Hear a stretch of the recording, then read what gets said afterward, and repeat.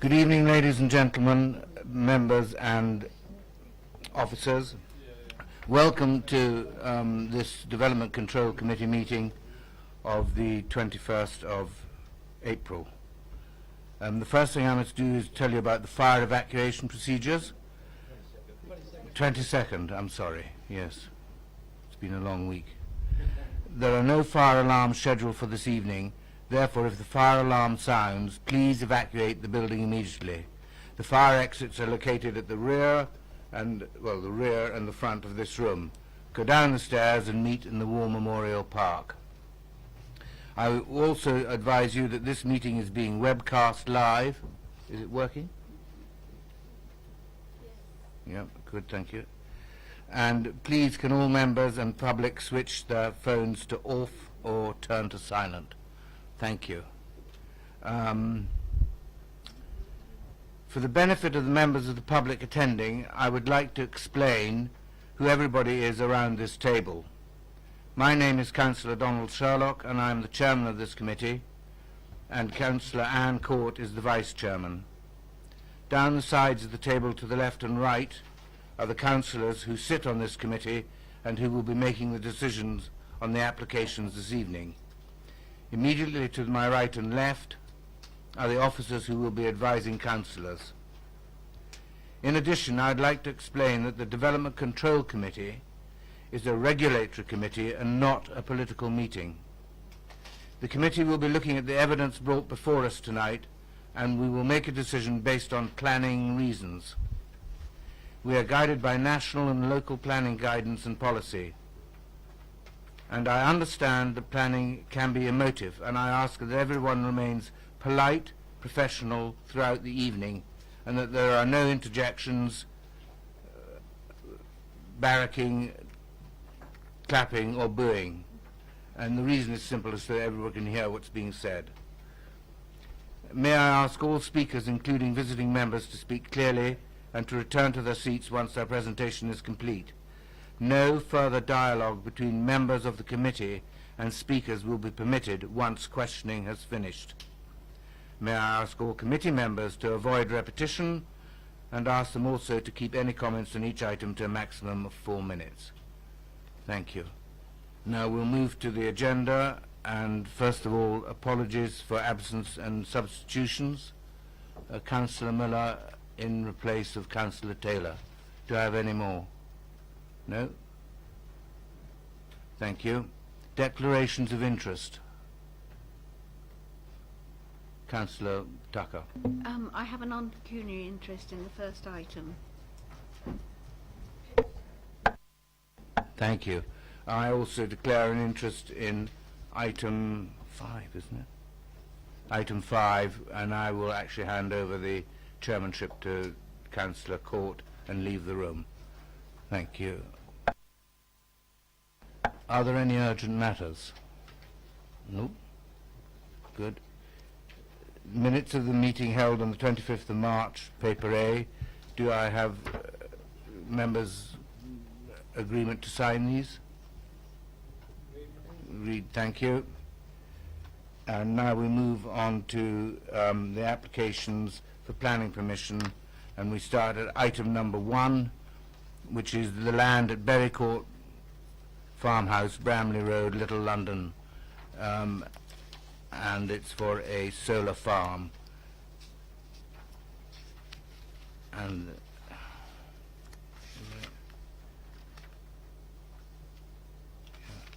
the officer will introduce. Thank you.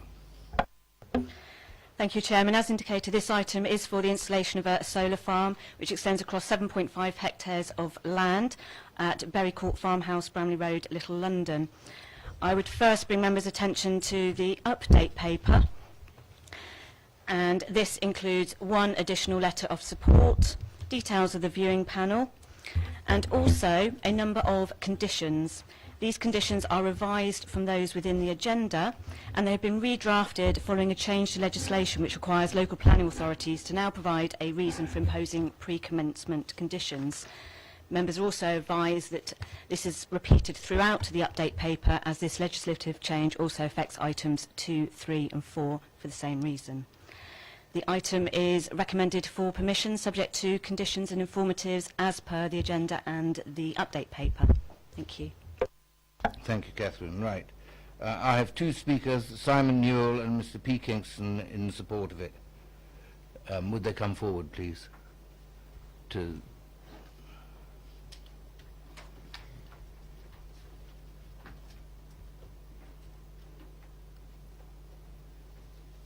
You have 4 minutes between you, and I will give you a minute's notice at the end.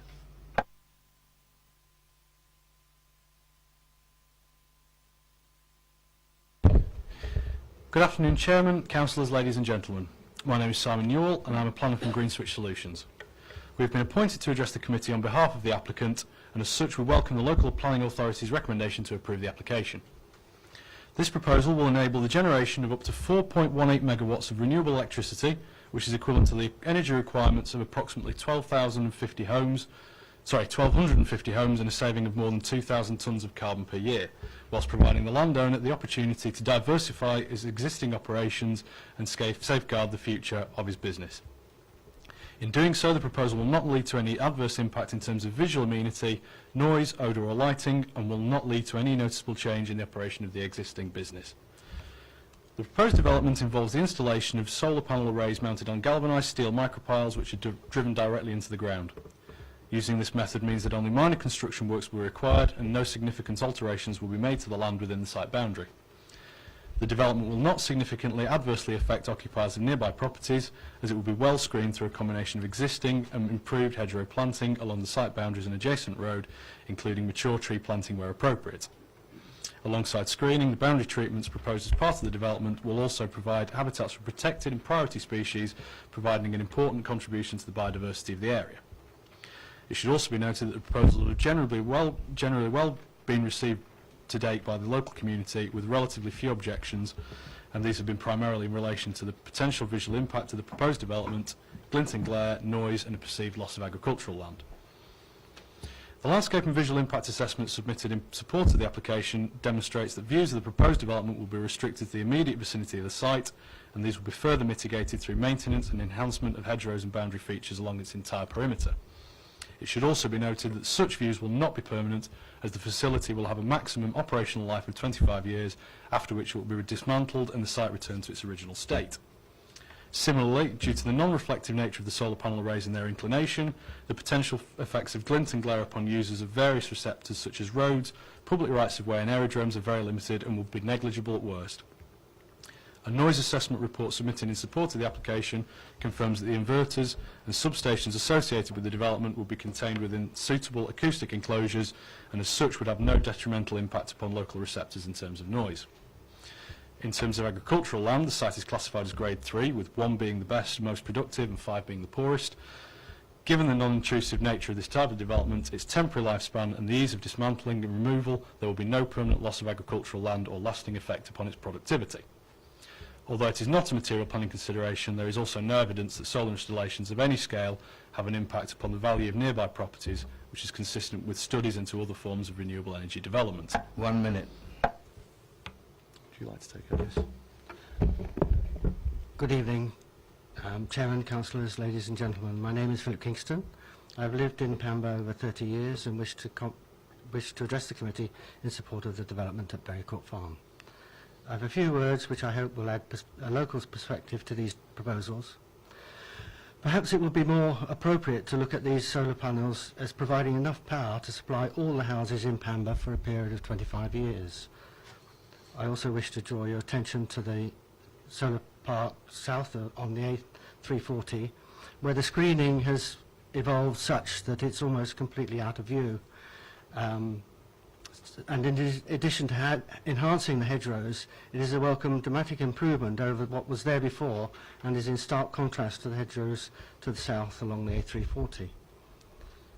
Council officers have worked with the developer over several years to agree what mature species of trees and shrubs are to be used to screen the solar panels from view.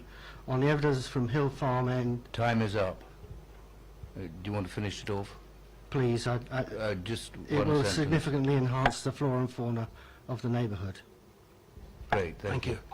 Now, members, any questions for Mr. Newell or Mr. Councillor Bound. You mentioned that the neighbours were sort of in agreement with this scheme. What form did the consultation take then? We undertook a public consultation last year, which was an open event. There was a rolling presentation that was quite heavily advertised in the local area, and we basically had almost like a question and answer session where local residents were invited to come along and discuss the proposals in detail and ask any questions that they felt were important.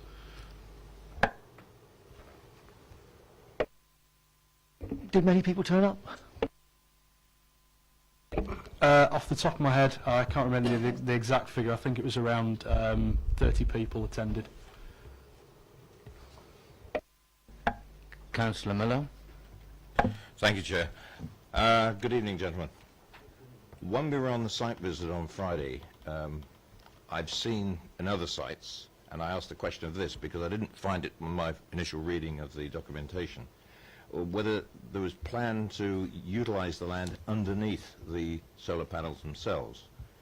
Now, I was given an answer on Friday. I'd like your answer, please. Sorry, I'll answer the question because my final paragraph was, it is also important to remember that the land contained in these proposals will continue to be used by grazing sheep. Not only will it continue to contribute to the food chain, but it will ensure that when the facility is removed, the land will be available immediately for return to agriculture. Thank you, Chair. It's good to have it on the record, and honestly, I haven't spoken to these gentlemen because that's exactly the answer I wanted to hear. Thank you. Any more questions, members? Right, thank you. Thank you both very much indeed.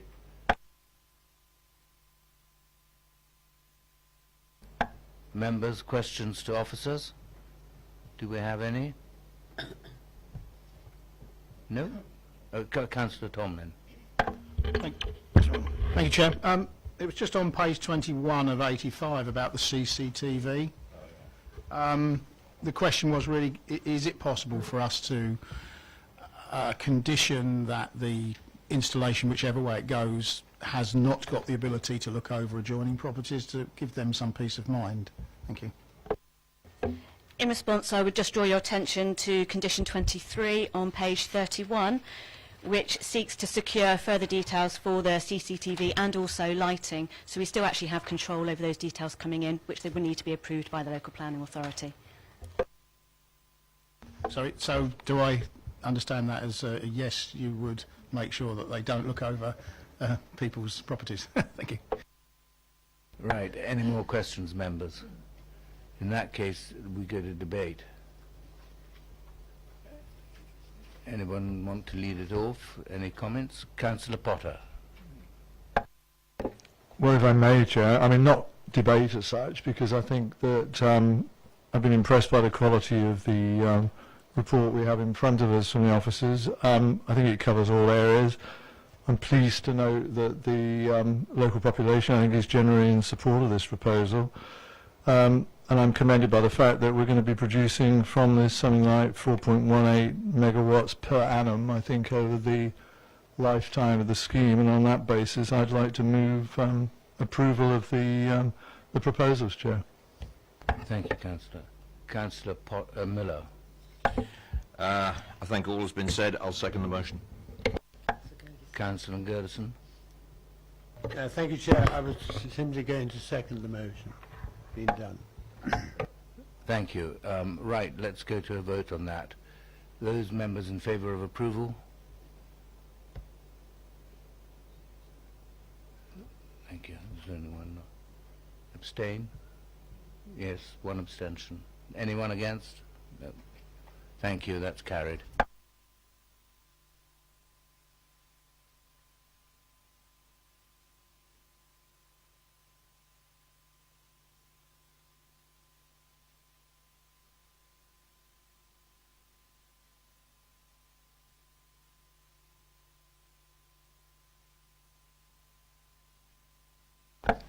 We now move to item number 2, which is Hadley, Star Lane, Highclere, the erection of a detached 3-bedroom dwelling, and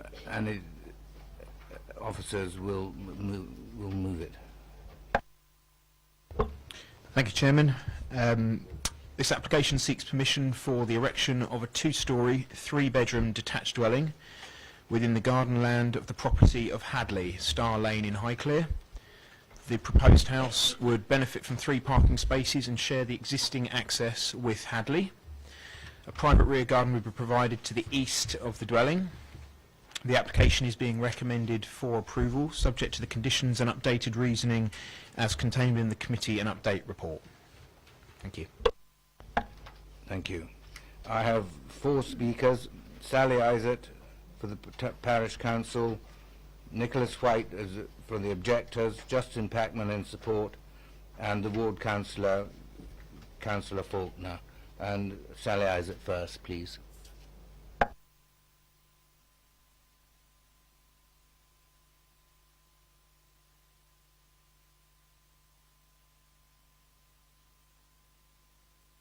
You will have 4 minutes and we'll give you a warning at the last. Okay.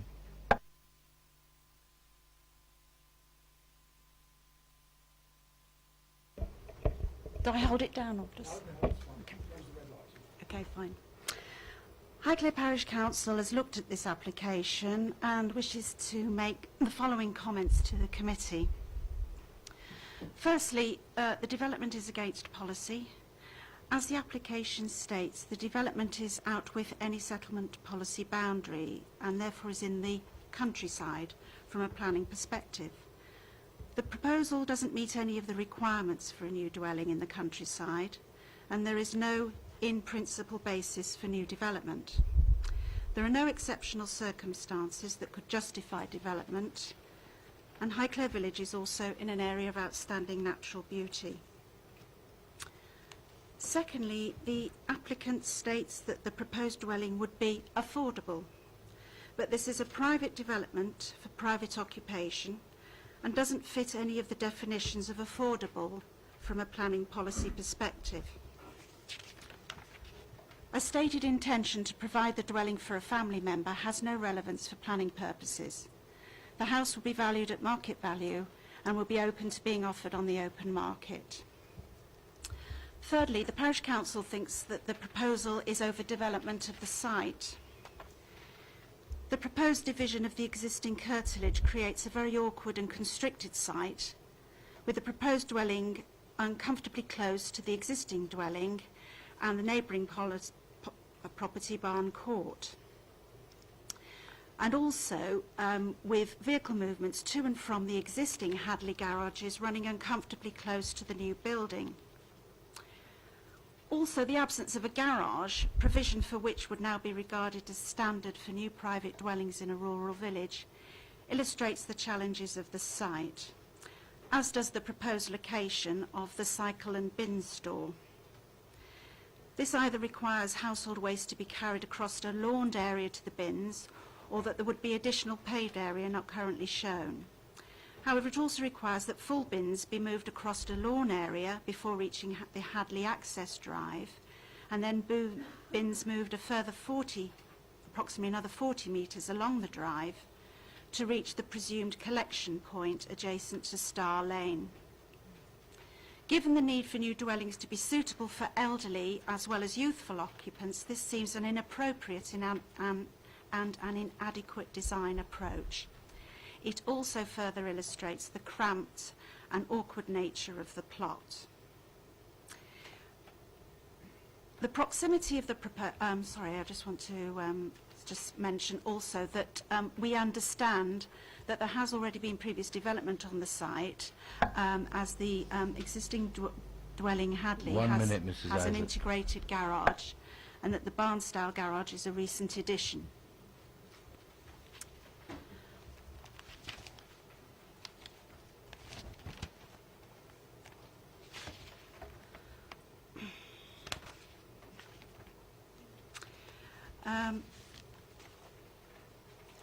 Finally, the proximity of the proposed dwelling Hadley Cottage and Barn Court, we feel represents overdevelopment and out of keeping with the immediate surroundings and with the nature and style of the local built environment and garden areas.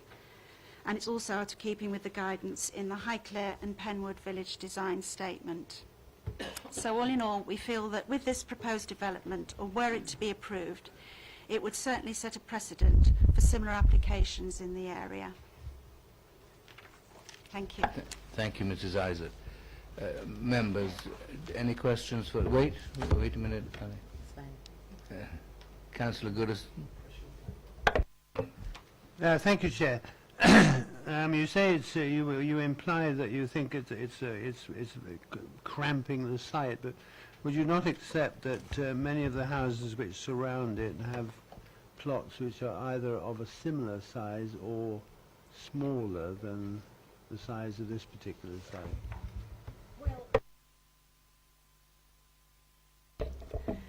There has been development in the area in previous years, but we are now in a situation where we are outside the settlement policy boundary, and I think local residents are feeling that there has been quite a lot of development in the area, and that therefore any new development is just going a bit too far.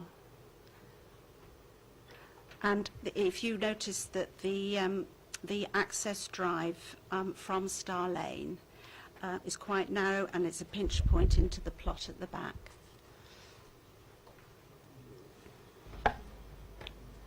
Thank you. Any more questions for Mrs. Isaac? Thank you, Sally. Okay. Right. Mr. Nicholas White, please.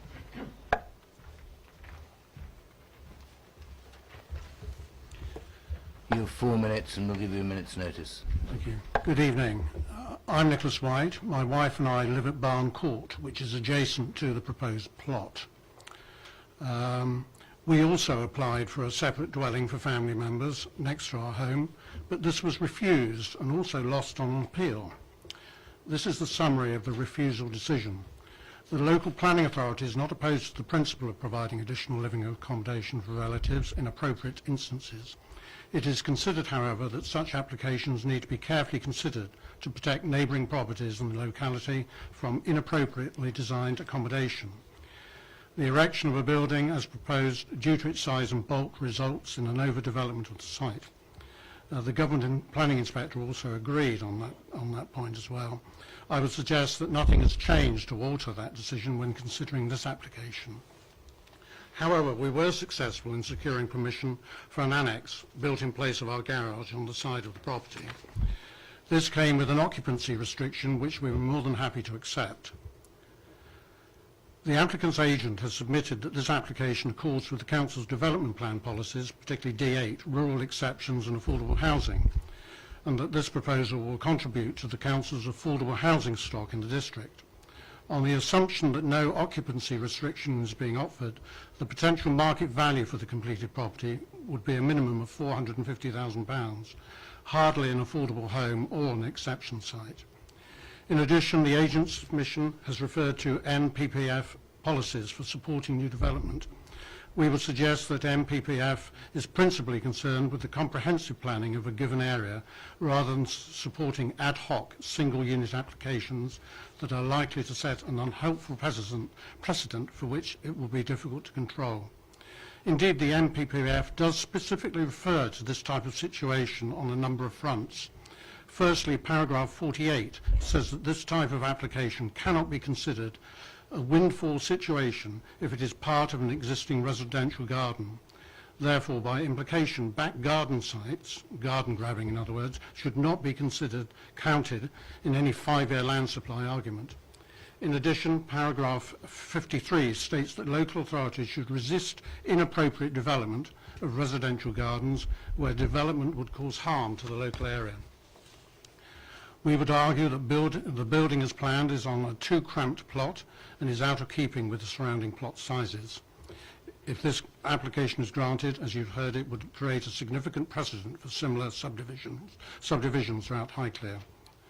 We did highlight in our written objection that several of the plans submitted with the original application were incorrect.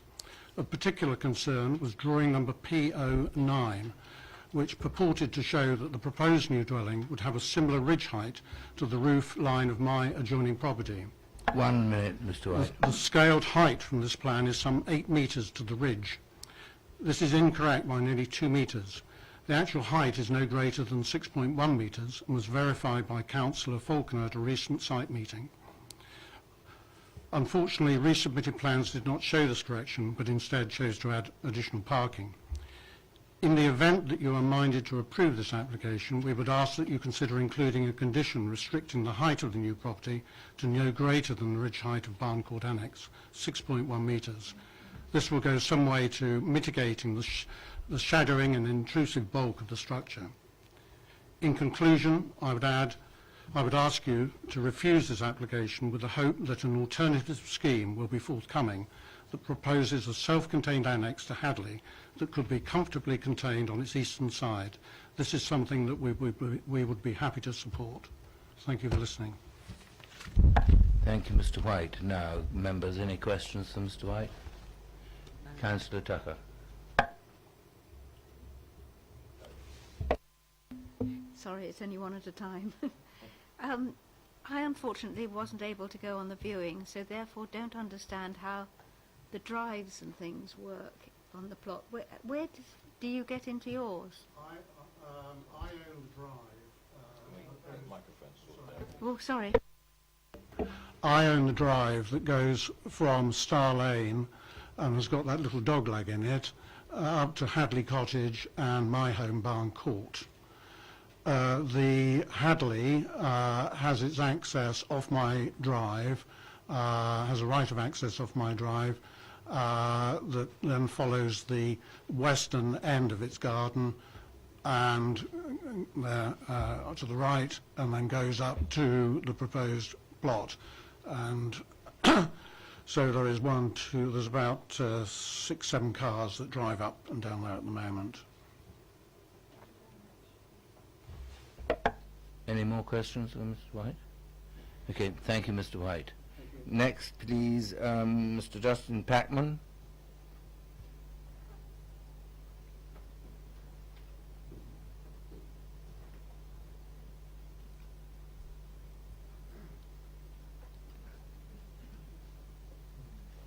You have 4 minutes, Mr. Packman, and I'll give you a minute's notice at the end.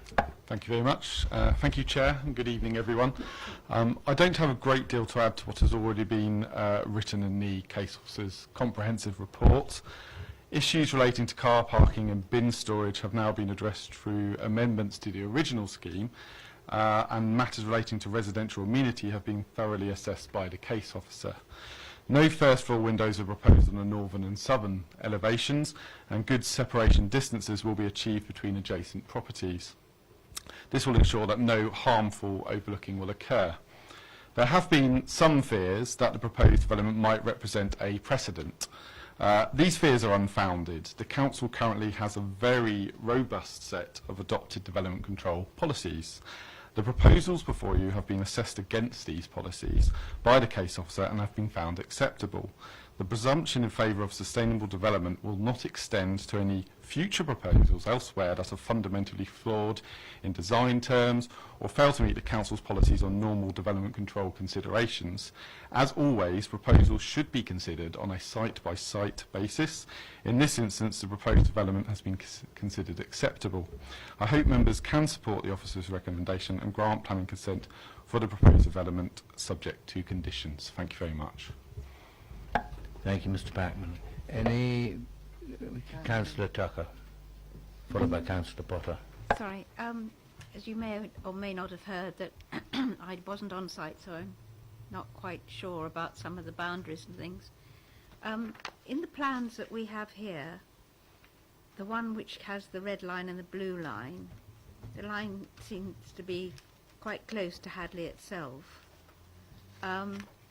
On the next plan that we have of an old one of the site, there doesn't seem to be any kind of line or boundary. And yet then there's another plan we have that looks like there's a great big hedge all the way along. I'm totally confused as to where all the different boundaries are. I think basically we made the mistake of transferring the red line and blue line between plans, and as you scale up and down, the boundaries get muddled. The definitive red and blue line is on the original 1 to 1250 site location plan, and that's the only plan that can and should be considered for development control purposes, when you move from one set of mapping to another, we clearly haven't transferred the data across properly, but the true red and blue line are on the 1 to 1250 site location plan. Sorry, I'm still a bit confused in that who owns the block on the red and blue there, to the right of the blue? To the right of the blue, east of the blue, is not in our client's ownership at all. Oh yes, I see what you're saying. Wait a minute. No, that is correct. That is correct. Yeah. Councillor Miller. I have the same issue as Councillor Tucker. I'm not quite sure, again we have a problem referencing what plans are in here and the one that you're referencing. I'm looking, and they're not page numbered, which is again the problem. Let's go back from the, it's the first, second, third block plan, site plan, and the reference is 14/03685/full amended plan on it. And the dark black line, and I'm sort of half looking at offices here as well, the dark black line that's sort of outlines the proposed building and land does not offer any access or any ownership to Hadley. It runs along so close to Hadley that I'm not sure who owns what in shared ownership or anything else. The reason I ask this, Chair, is that we were told, and this is, and we've heard it again from the Parish Council this evening, it's not a planning, applicable planning reason, is this is intended for a family member. Now, when family members are fine today, in 20 years, if you have a nice friendly relationship with your family, that's fine. But if somebody else buys this house, what's the relationship to this driveway? Because at the moment, it's very confusing. It was confusing on site. I find it very confusing here with the plans that we've been presented. Could you explain that, please, or clarify it? We are bound by the rules of how planning applications are registered to show a red line that obviously runs to the highway, to the vehicle, showing the vehicle access. The entire site is owned by Hadley, and what we have shown is not necessarily how the site will be divided in terms of ownership, because it is basically showing how vehicular access will be achieved. It will either be the case that Hadley retains ownership and then a legal agreement between the two properties grants access over to the new property, and hence that could obviously transfer. We fully accept that this, the planning application could easily be occupied by someone who's not a family member, and hence there needs to be a form of vehicular access in perpetuity beyond this planning application, and it's most likely to occur in terms of some sort of right of access over part of Hadley's land. But what we need to show for the purposes of the application is the red line showing as part of the whole site running down to the highway. So what you have is not necessarily what will result in a split of title at a later stage. Does that make sense? Sorry. It makes some kind of sense. It's just that I feel that this is going to lend itself to disputes of who has access to what in the future. I've seen shared access. I've had shared access myself on a property I've owned, but this one seems ripe for disputes in the courts. And I feel uncomfortable about it. I will address the question to the officers a bit later, but thank you very much. Any more questions, members? Thank you, Mr. Backman. Now, Councillor Faulkner.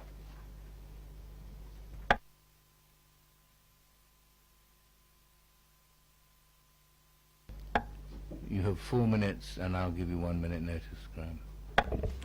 Thank you, Chair.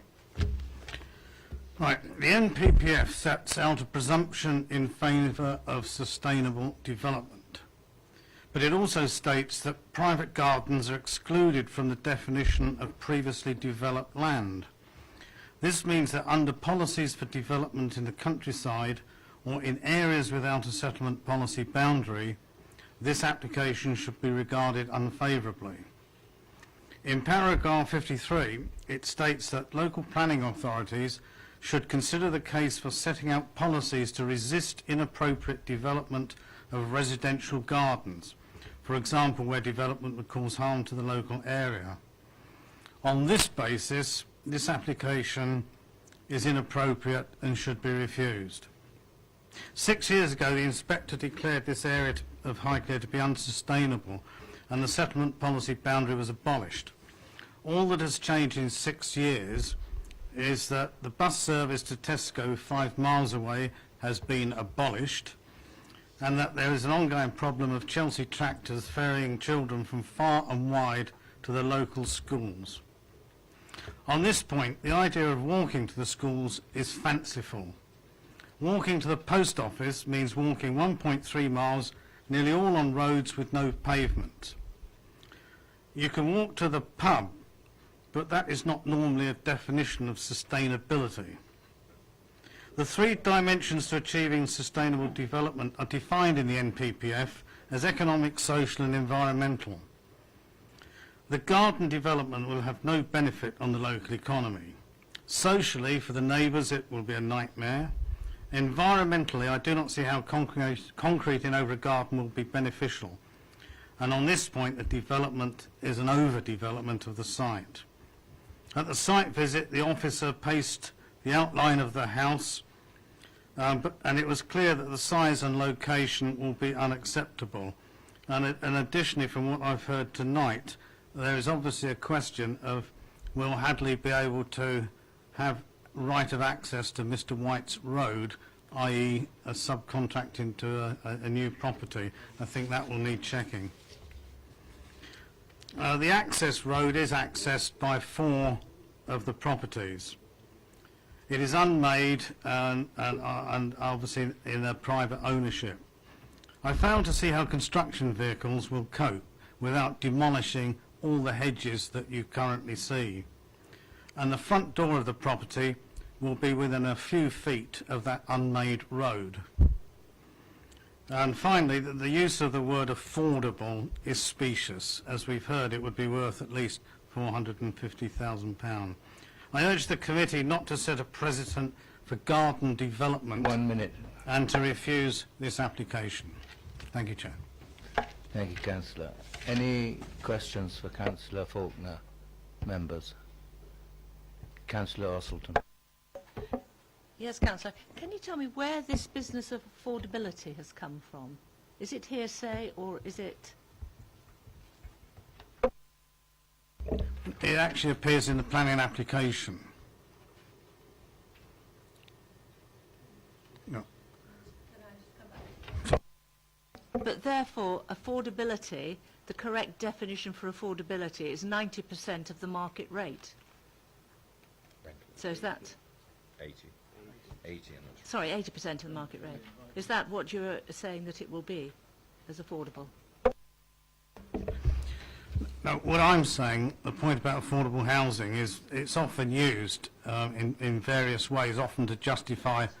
But in terms of affordability, I think the schemes that we see, we tend to think in terms of houses being at something like £230,000.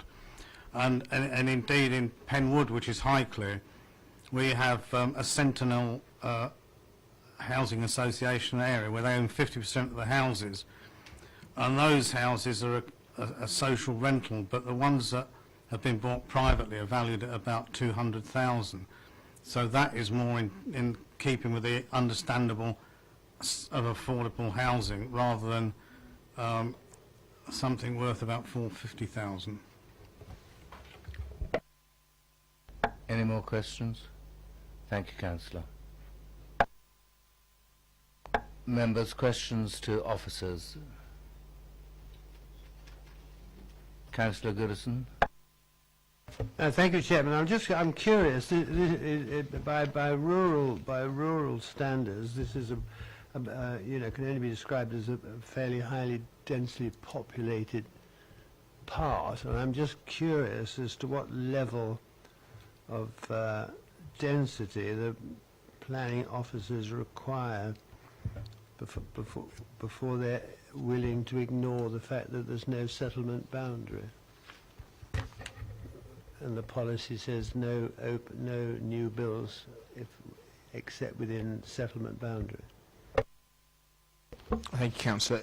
To confirm, there is no prescriptive density guidelines for areas inside or outside a settlement. The proposed dwelling is situated in an area which has residential plots all around it.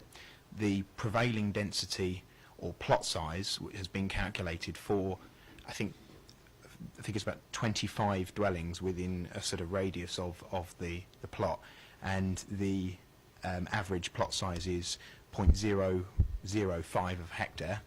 This application would result in a dwelling with a plot size of 0.0047 of a hectare, so almost predominantly in keeping with the majority, and there are exceptions smaller than that size and far greater than that size, Hadley being one of them at an original size, I think it's 0.014 hectare. So there is a mix. The area is not, as I say, agricultural land. The site is enclosed on all sides by residential plots, and therefore that's what informs the view of the character of that particular area. Yes. Thank you for that response. Can I therefore take it that there are circumstances in which the planning department is prepared to ignore the fact that an application is not within a settlement boundary? The test for determining whether a development is suitable in its location is not necessarily as prescriptive as whether it's inside or outside a settlement boundary, given that there may be appropriate circumstances where a dwelling may be appropriate outside of a settlement. Likewise, there may be circumstances where a dwelling may not be appropriate inside a settlement. In this particular case, the surrounding area is distinctly residential. It is part of the village of Highclere. It is within reasonable distance for utilising walking or cycling to get to local facilities, and therefore it's the view of officers that the house itself is not isolated, which is one of the key tests of the MPPF. Councillor Miller, followed by Councillor Tomlin. I'd just like to express a little bit of a dichotomy here, because I've been on and off DC in various guises for about 5.5, 6 years now, and we always run into this problem about buildings in the countryside. If there's no settlement policy boundary, de facto we're in the countryside. I think that's a reasonable assumption. And sometimes this committee has, how can I put it, not gone against, but changed the recommendation of officers of building in the countryside, where there's a nice, well-planned proposal, and there is plenty of room, and not isolated, but it's been considered by the committee that house is suitable for that particular area. And yes, there are various rules that we have to comply with, and we, at times, as Mike has probably remembered, we've come up with some innovative reasons for approval of these. Here we have an approved one in an area, I think, from my perspective at the moment, is sort of flipping the whole thing over, is that in this particular site, I don't want to get this into debate really, but do you not consider that the access, and you pointed out the access on the viewing panel, especially for the parking, is very cramped, and it's trying to shoehorn an access for this particular house into this particular site. I've had a look at the diagrams here about cars reversing out. I think that's a very optimistic plan with somebody with a compass. And that's one of my concerns. I'll express some others a bit later on, but it's the access that's been creatively drawn on this map, overlapping an existing access to Hadley. And I heard what the agent said, but it seems you've got two houses all coming together here. There's not even a separation in the driveway and access to cars. I hope that isn't too muddled thinking, but I think you get my message. The parking requirements of this particular house is three cars, three vehicles, and the site has been designed to accommodate those three vehicles. There's no restriction on whether a reversing car would or could pass over a shared access, in this case that to Hadley. So from a highways perspective, and again correct me if I'm wrong here, there's been no objection raised, and for us to sort of raise concern regarding parking provision and turning, if it meets those requirements, would be unjustified. Chair, if I could just add with that, because I think the plans are slightly confusing. I think just to hopefully assist members with it, my understanding of it, and I'm sure Mr Shepherd, the highways officer, will correct me if I'm wrong, but effectively that first part of the access in the first part of the red line that comes in, goes alongside Hadley, effectively would be the shared element of the driveway. So that first part would serve the parking spaces that, just as it gets to that sort of slight right turn around the corner of Hadley. If you look to the left of that, there's the three parking spaces for the new dwelling, and then it would continue on for the garage for the existing dwelling. So effectively, it's that first part of the driveway which would be shared. As Mr. Collins says, there's nothing in planning terms that could prevent that arrangement from happening. The way the red line has been drawn is simply to say that element of the access is where the proposed dwelling would join on to the existing highway. So hopefully that clarifies the position on the driveway for members. Any more questions from officers? Councillor Tucker? Sorry, Councillor Tomlin. Thank you, Chair. Well, building on that, actually, so it's really, if the officers could give us the advice, then I think I know the answer. But this application looks like a remodelling of Hadley's Drive. It's not in front of us as that, but there's no way that the existing properties, the information we have here, and the photo shows that Hadley would come out very close to that bottom left-hand corner existing. It shows a hedgerow, shows a new gate, and it shows a drive to this garage we heard was quite new from the lady from the parish council. So I'm a little confused here. This is like Hadley having a remodel on the back of another application. So really I'd just like to share some advice that either I've understood that properly and that's particularly kosher, really.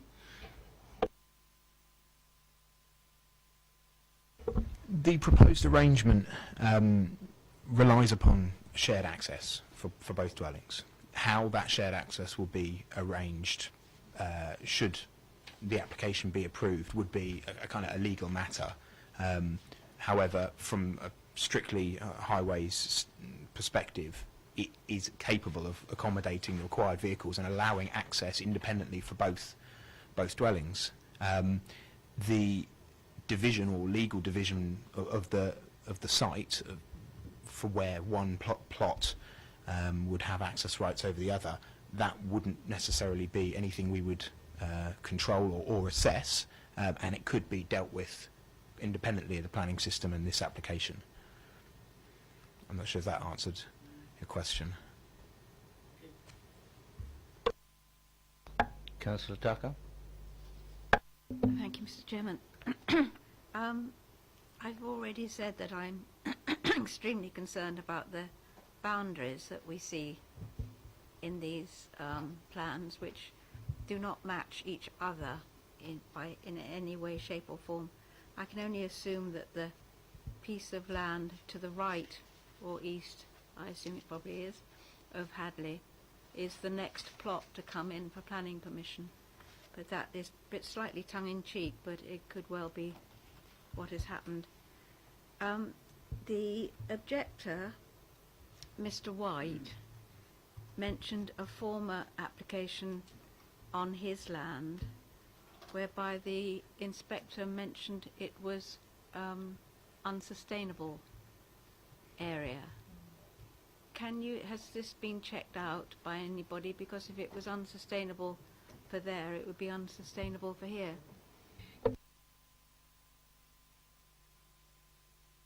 We don't unfortunately have the details of that previous application with us. Any more questions, members? Right. Anybody got debate or points to raise? Councillor Miller. I was uncomfortable when I saw the site on the viewing panel. I've expressed some of my concerns, and we've heard the answers from the officers. It's a delightful part of Highclere.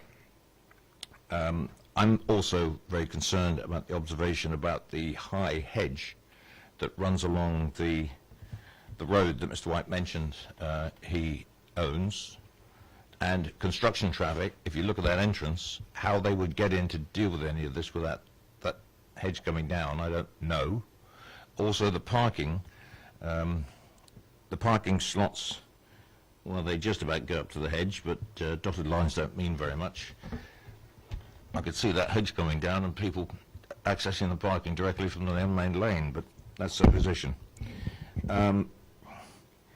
It's the question that Councillor Tucker just raised, that Mr. White mentioned. Okay, we have got documentary evidence from it, but this whole business about outside the settlement boundaries, this building being constructed close to Hadley, looking at this area view on 6/8, that doesn't help me, they're all the same reference numbers. The plan next to the site plan, it's just another building contributing to, if you like, a more cluttered view of this particular area. The access is really, it's coming down to access, and this is shoehorning this particular site into a back garden. And I'm not inclined to support this application at all. The question of the roof heights was raised by Mr. White, but we're going to have to ask the officers if they can produce some documentary evidence for that. I'm not slighting Mr. White at all. He seems to know what he's talking about, and I grant him that. But the whole concept of this house going there, and I'll repeat the words I used earlier on, we've had to convince the officers and the committee when we approve houses in the countryside, and here we're turning the case around. I'm sorry, but I'm not convinced by the officers or this application that this is a suitable building in the countryside in this particular location. Thank you, Chair. Thank you. Councillor Potter. It's an interesting application. I mean, I have to say, had I had purely the plans in front of me with a brief description of where the site is, I probably would have expected the officer report to say something different to what it does, but I go on to say I'm relieved that it doesn't, because quite frankly I think the tests have been made. I mean, I could make one or two subjective comments, I think, about the orientation of the building that's proposed. I don't particularly like the way it's being sited. I'm sure there's good reason for that, and I think something better could be achieved in terms of its relationship with the boundary hedge. I think most of the things that Councillor Miller's referred to in regard to the access issues, construction traffic, can all be conditioned fairly sensibly within any approval that's given. Most are covered by conditions, by the way, anyway. In regard to the ridge height, well, it's not within our brief, obviously, to do much about that, but certainly that could be reduced marginally, I think, by a different pitch. But again, there must be good reason in terms of aesthetics why that's been chosen. Now, I think on balance, and you know my record in regard to single houses in the countryside, being inconsistent of me tonight not to say that I support this application, and I do. and I'd recommend it for approval. Sorry, I'd move approval immediately, Chair, but I know there's going to be other people who want to make comments, but that's my position on it. Thank you, Councillor. Councillor Goodison. I'm willing to second Councillor Potter's movement for approval. Thank you. Any more comments? Councillor Austin. Thank you. I've got concerns having a look at that with, I think, something that the parish council have said, and I entirely agree with them. I think the division of this existing curtilage creates a very difficult and constricted site. It's in a backland development in the back garden. I'm not happy at all about the access to it, and also the vehicular movements, and the building is so close to the other building as well. So I'm sorry, I won't be moving for approval. Councillor Franklin. I wasn't going to say anything, but I'm minded to say that I think, like Councillor Potter, if I looked at the plan, I'd have come to one decision. Going on the site visit, I actually will go for approval on this, and I think it just shows to me the importance of actually going on the site visit. I think if you've not been on the site visit, sometimes you actually lose out on being able to make a really measured decision. Thank you. Any more comments, councillors? Well, we have a motion to approve, and it's been seconded. So we'll take a vote on that. So those in favour of approval?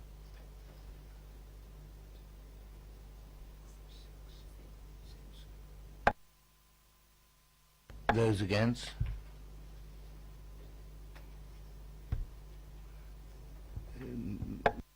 The motion is carried. Thank you. Officer, you will do conditions.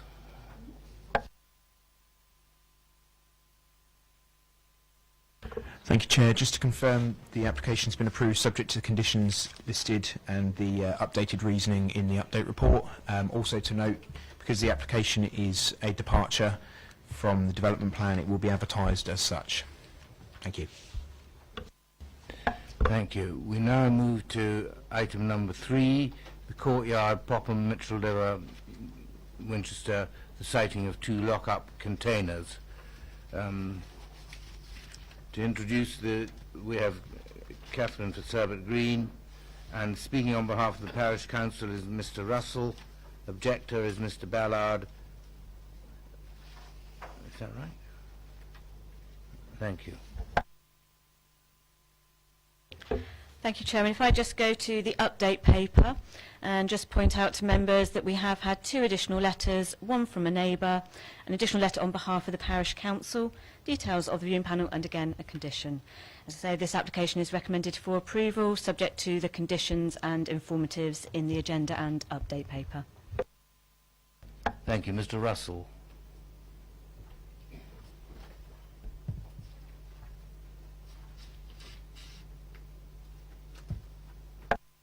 You will have 4 minutes, and I'll give you a minute's warning at the end. Thank you, Chair. Good evening.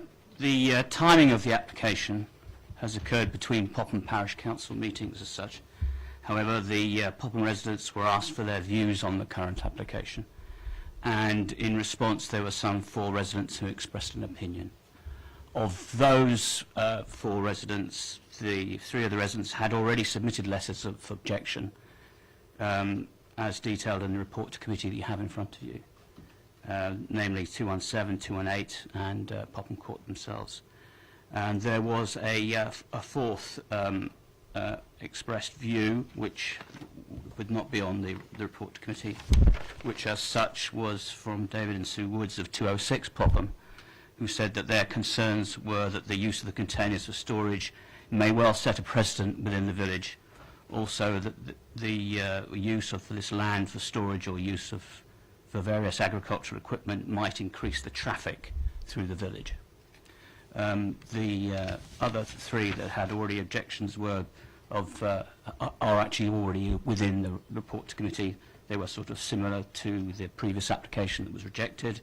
The containers on the land, the zone for agricultural use, the concerns for the use may not be the suggested purpose or the eventual purpose of the containers, and there were some minor technical errors in the report, but that was all that was said.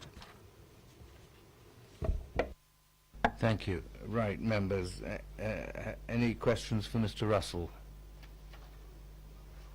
No? Right, thank you very much, Mr. Russell. Now, Mr. Ballard, please.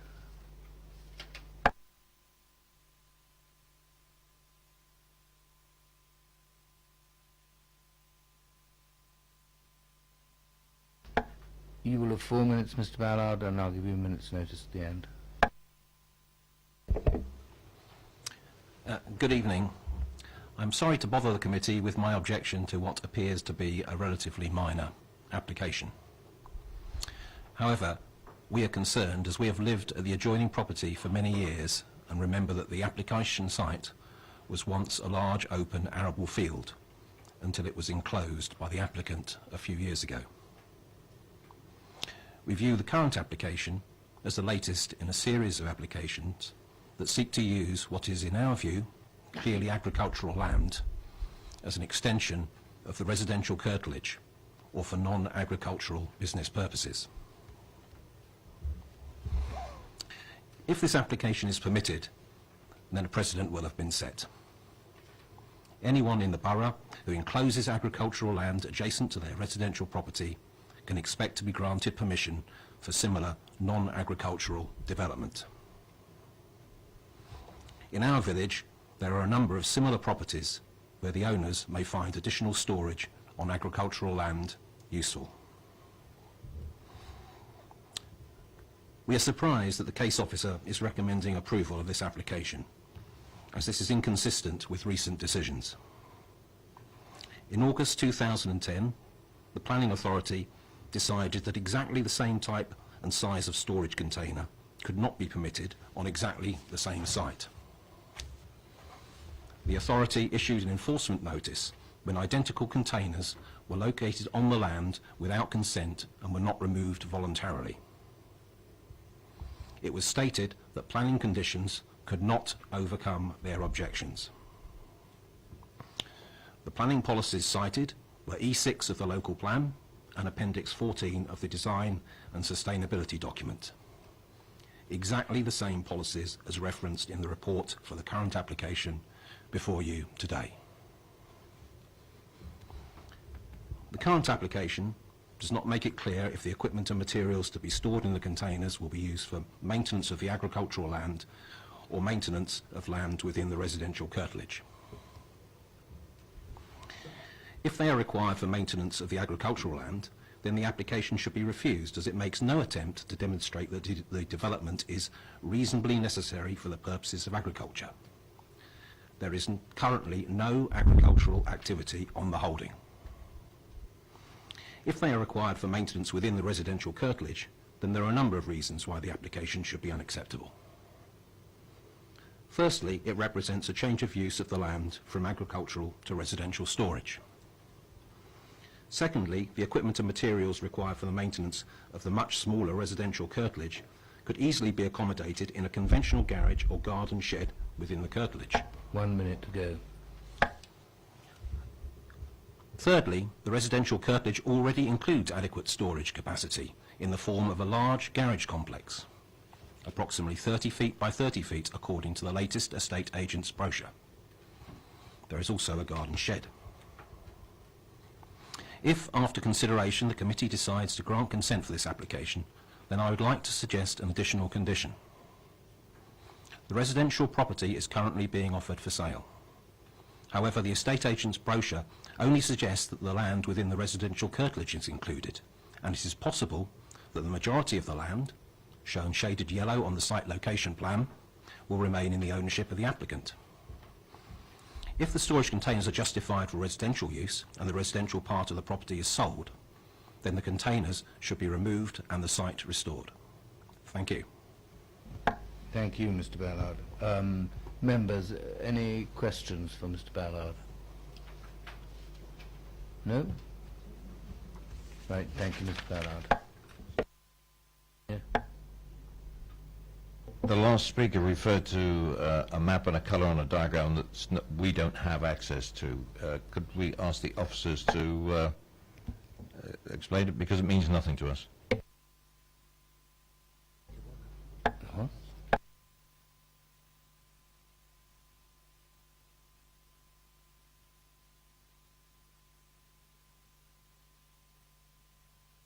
Chair, we'll have a look on the planning application now. It's not on the agenda document, certainly, but we will have a look on the planning application documents now.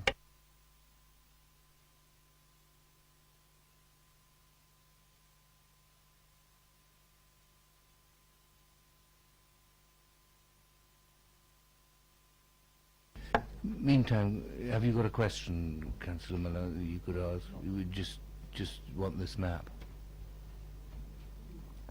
No, just stay where you are. They may have questions for you if and when the map appears.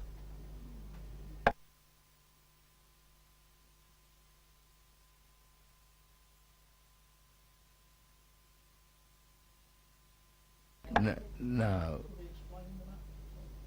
yes, Speaker. Mr. Ballard, would you care to explain the map to us? The small area with the red line around it, I think, is where the storage containers are to be sited. And I think then the area shaded yellow is the remainder of the land that's in the ownership of the applicant. The residential curtilage, I believe, which is defined when the vehicle, former farm buildings were converted into residential accommodation, is immediately around the building there. The remainder of the land, in my view, being agricultural land. To the top right-hand corner, that area is our village pond. And the area where around the where the red line is the yellow bit extending towards the motorway was formerly part of the agricultural field to the south, but it was purchased by the applicant and enclosed. Thank you. Councillor Tucker. Sorry, I'm doing very well at being confused tonight. Could you explain the white rectangle in the middle of the yellowy bit? I believe that's another bit of agricultural land that's not in the ownership of the applicant.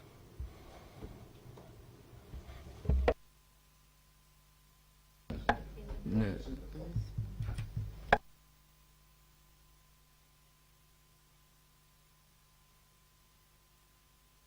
So, Councillor, absolutely right. On the reproduction of on the agenda plans, it doesn't effectively exclude that white area, so it should have done. So my apologies. But effectively, the yellow land is intending to display all of the land within the applicant's ownership, and as Mr. Ballard points out, the red line being the identification of the application site. Yeah. Councillor Frankham. Yeah, I've heard the gentleman say our village pond, but on this it's saying that it's in the ownership of the applicant, so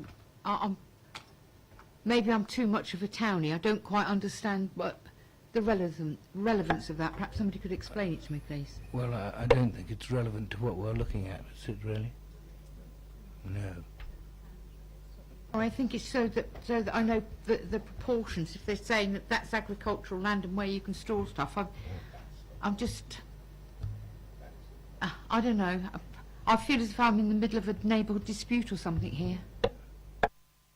Yes, that's why I think we want to move away from it. We want to deal with the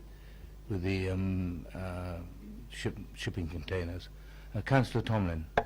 Thank you, Chair. I won't labour the point. Our speaker, sorry, evening, did mention that the curtilage of the residential of the property was in the top sort of area there. Bouncing this to the officers, do we have information to substantiate that? Thank you.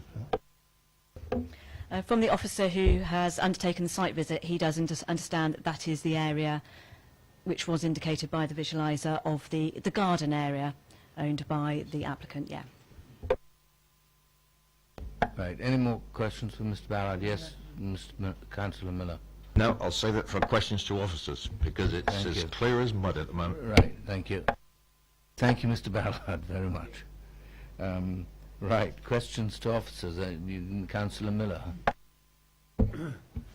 For clarification for the committee, this site is on agricultural land or residential land? It is understood that this site is on agricultural land that is outside of the garden of the residential property, but on land owned by the applicant. That leads on to the other question. That yellow bit in the far left-hand side of that map, in which is the red line outlined for the containers, that is not in the ownership of the applicant. Is that correct? Unfortunately not, no. That is in the ownership of the applicant. Everything on that drawing, outlined in yellow, is owned by the applicant. Fine, because my next question is that there's a moot point about whether the items to be contained within these containers are for use by for residential use, and that's what I wrote down, or agricultural use, because I think that's quite important to put this into perspective. It states domestic, but it's on the agricultural land. That's what's confusing everybody here at the moment, I think. Could we have some clarification? It is understood that the containers are to be used for the storage of equipment, fertiliser, items associated with the maintenance of the land in its entirety. Now, of course, we have land that is going to need maintenance that is sitting outside of the garden area, hence why these aren't included within that particular part of the site. So it does relate to the overall land in the applicant's ownership. This is not necessarily functioning agricultural land, but of course it could need some kind of maintenance, and hence this associated storage is within the entire site. Councillor Potter.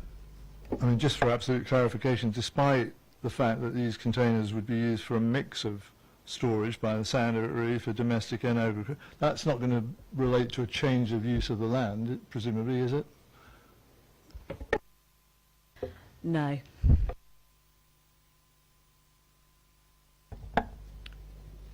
Any more questions? Right. Do I have any comments? Councillor Band. Yes, thank you, Chair. There's no objection from the landscape officer. The nearest footpath is 280 metres away.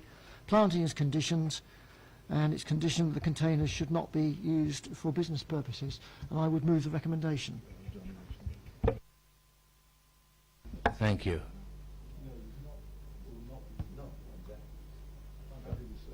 Thank you. I've heard a proposer and a seconder. Any more comments? Right. Those in favour of approval, raise your hands.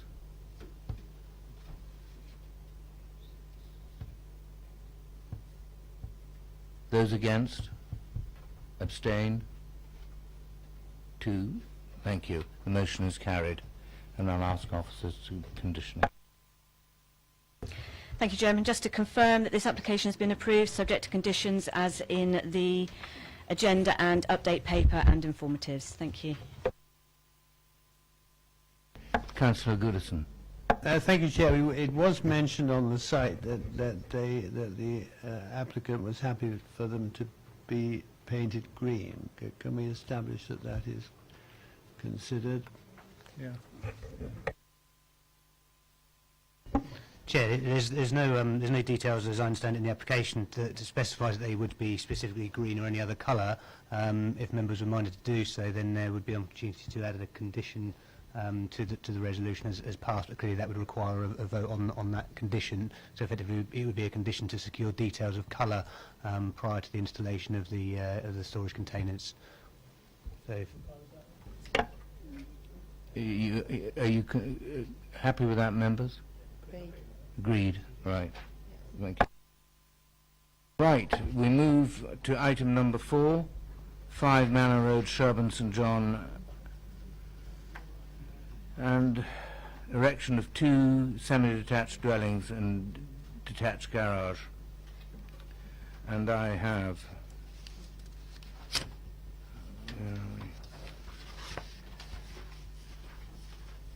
objector in the form of Sally Gridley, and Councillor Leake is going to speak to, and the officer presenting is Brian Conlon. Thank you. Thank you, Chairman. The application seeks permission for the demolition of the existing bungalow on the site and construction of 2 semi-detached dwellings and a detached garage to the rear of these dwellings. The development would consist of a 2-bedroom chalet bungalow and a 3-bedroom chalet bungalow, measuring 7 metres in height. The development would have the appearance of a single large chalet bungalow. The items being recommended for approval, subject to the conditions and update reasoning as contained in the committee report and update sheet. Thank you. Thank you, Brian. Ms Gridley, you have 4 minutes with 1 minute to go at the end. Good evening, everyone. My name's Sally Gridley, and I would like to just oppose this proposal. It seems to me to be very unfair that an applicant can make repeated planning applications and never actually implement one. This is now at least the 17th planning application, of which 8 have been permitted, but none have been implemented except the laying of the concrete slab for the garage in the back garden. The purpose of the planning application seems to be to keep adding contents together to gain a bigger and bigger footprint. In fact, the last planning application, BDB 76408, was supposed to be the last one. He assured the Sherborne St John Parish Council that if it was approved there'd be no more, but here we are, yet another application. The proposal is for 2 dwellings. The lower part of Manor Road mainly comprises detached bungalows, and this proposal is for a pair of substantial semi-detached houses. The proposed development would dominate this part of Manor Road by its large roof, and such is contrary to Policy E1 of the Basingstoke Borough Council Local Plan 1996 to 2011 and the Sherborne St John Village Design Statement 2004. The plan also allows for dormer windows at the rear, which should not be allowed since this means loss of privacy for the rear houses of Tyfield. Policy E1 of the Basingstoke Borough Council requires development to respond local context of buildings in terms of design and spacing and to reinforce attractive qualities of local distinctiveness. The local distinctiveness has also been adopted to the supplementary planning guidance of the Village Design Statement, and this opposes this. The plans discuss the fact that one of the oppositions is a pre-application inquiry in March 2013 that the parking arrangements would not be in keeping with the area. How can the proposed garage located at the rear of a garden, being in very close proximity to 24 and 25 Tyfield, be in better keeping with the area? All houses in Manor Road have a garage at the side or in the immediate rear of the property, not at the back. In the Planning Inspectorate Appeal Decision of Planning Application BDB 77465, the inspector notes the back gardens of the houses of Tyfield have a tighter relationship with the rear gardens of the Manor Road bungalows.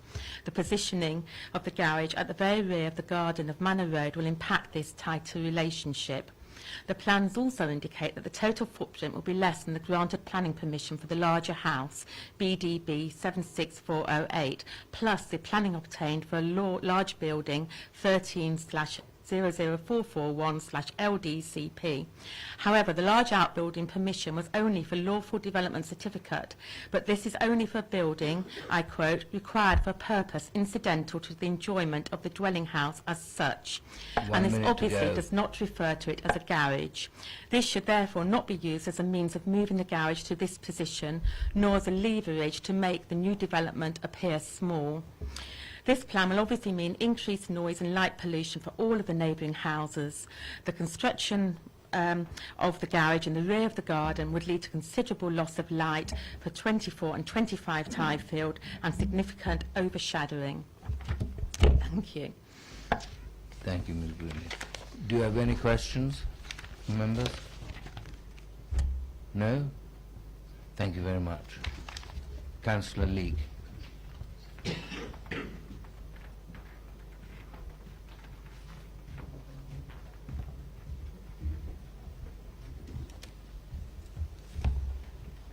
Four minutes, Councillor, with a minute's notice at the It'll be end. far less, so don't worry. Thank you. I don't know how many times I've spoken on this particular subject. Many of you here tonight will be well aware of the planning history at this site. The report lists 15 different... Sorry, there's a conversation going.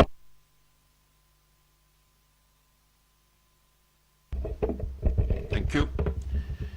The report lists 15 different applications since 2007, and we are now discussing the 16th. Some of the approvals are, I believe, still extant. Whilst I know planning law permits this, just imagine how you would feel if your neighbours did the same to you. It is unreasonable and inconsiderate behaviour, but sadly the ludicrous planning laws do not take into account the impact on neighbours in the way I believe they should. The current application is to demolish the existing bungalow and build 2 semi-detached houses on the same plot, with garages to the rear on the boundary with the neighbours in Tyfield. In my view, this sets an unhealthy precedent for this part of Sherburn St John, which is characterised by bungalows, as you will have seen, set in relatively large gardens. I acknowledge that a number have been extended and enlarged, including into chalet bungalows. However, I am not aware that any has been converted into semi-detached properties, which I believe amounts to overdevelopment of the site and is certainly contrary to the recommendations of the Sherburn St John Village Design Statement. It may look like a large chalet bungalow, but is actually 2 houses with a total of 5 bedrooms. One property will be 2-bedded and the other 3. That suggests the possibility of up to 5 cars. And yet the only parking provision appears to be a pair of garages, 1 for each property, and 2 spaces in front of the garages. So where does the 5th vehicle go? That sounds entirely unsatisfactory and likely to lead to neighbour dispute. In addition, by siting the garages so close to the boundary of the properties in Tyfield, there's likely to be significant adverse impact on the Tyfield residents in terms of car lights, access lights and noise, and imagine the problems if one car is trying to leave the garage whilst another is approaching it down the very narrow drive. This is yet another proposal by an inconsiderate developer which should be rejected.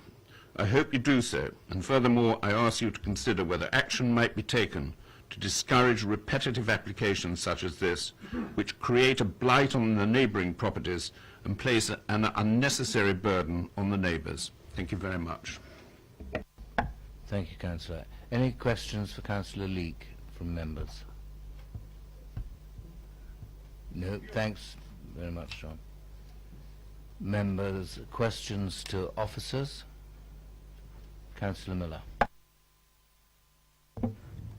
We heard that the inspector commented adversely on one application that was granted apparently. No, sorry, 465 was refused, presumably appealed, of the proximity of garages on that boundary line that also appear in this particular application. Was anything considered by officers of the inspector's comments? Thank you, Councillor. The planning history has clearly informed the application that we've got in front of us. Not only has the number of planning applications that have been refused and approved over time, but also the certificates of lawfulness for development which could be undertaken under permitted development rights. That has also informed the degree of what is or what is not acceptable on this site. The plot is residential. The plot, whether it's subdivided, would remain residential, and until such time it benefits from permitted development rights. The garages, or the pair of garages to the rear in a single structure, have been considered in detail. The distance from the respective boundaries of 2.1, I believe it's 2.1 metres and 2.5 metres, with the sloped roof is considered sufficient to eliminate any harmful impact. So that's the previous planning history and the current proposals in front of us have informed that particular element of the scheme. I'm sorry, but that doesn't answer the question of how the information passed by the inspector commenting on those garage positions has been, if it has at all been taken into account in this particular application. He was dead against it for the reasons quoted. I don't have the details of the refusal here, but that was made particularly clear.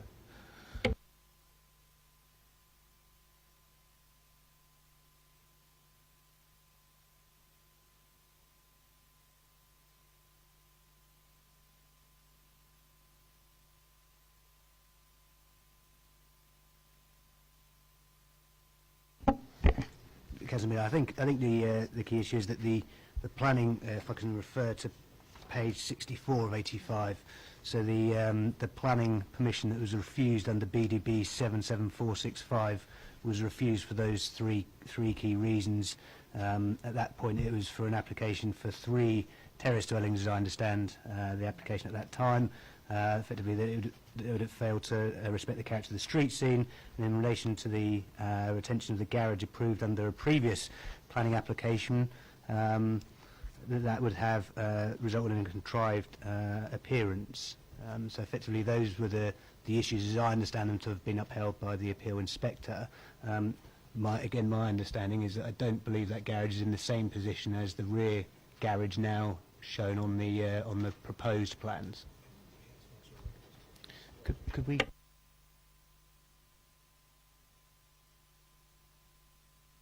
So looking at that plan that's on screen at the moment, that's the plan from BDB 77465. So that was where the garage was being proposed under that planning application, with 3 properties on the site.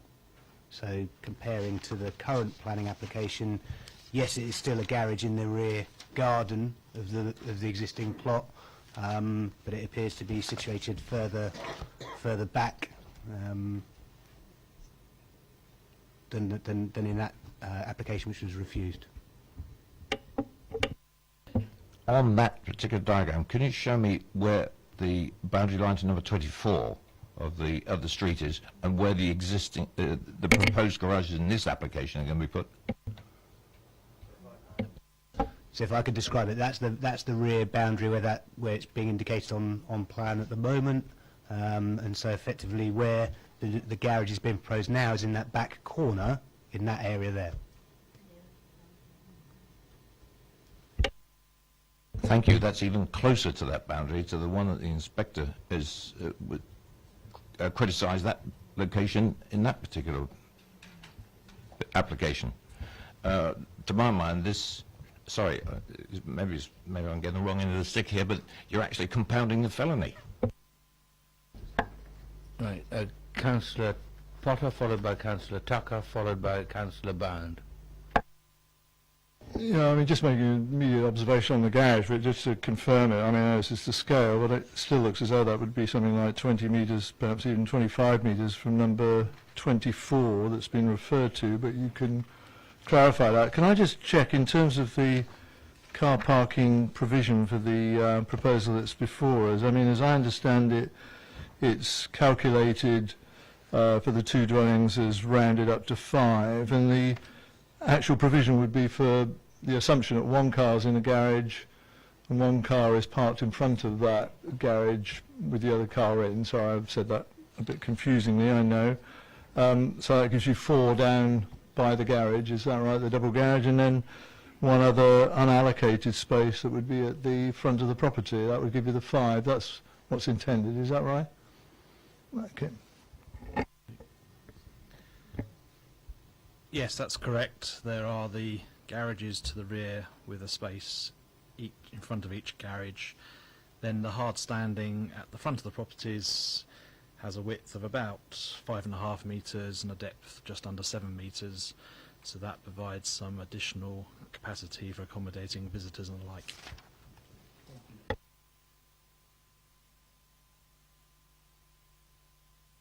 Councillor Tucker. Thank you, but my question's just been asked. Councillor Bound. As long as the distance is confirmed at 20 to 25 metres to number 24 Tyfield, is that right?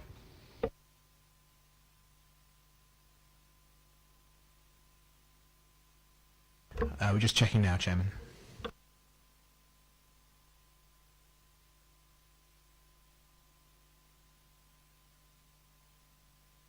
Councillor Miller. Just one particular comment. Distances are distances. An inspector's opinion, I think, should be weighted appropriately.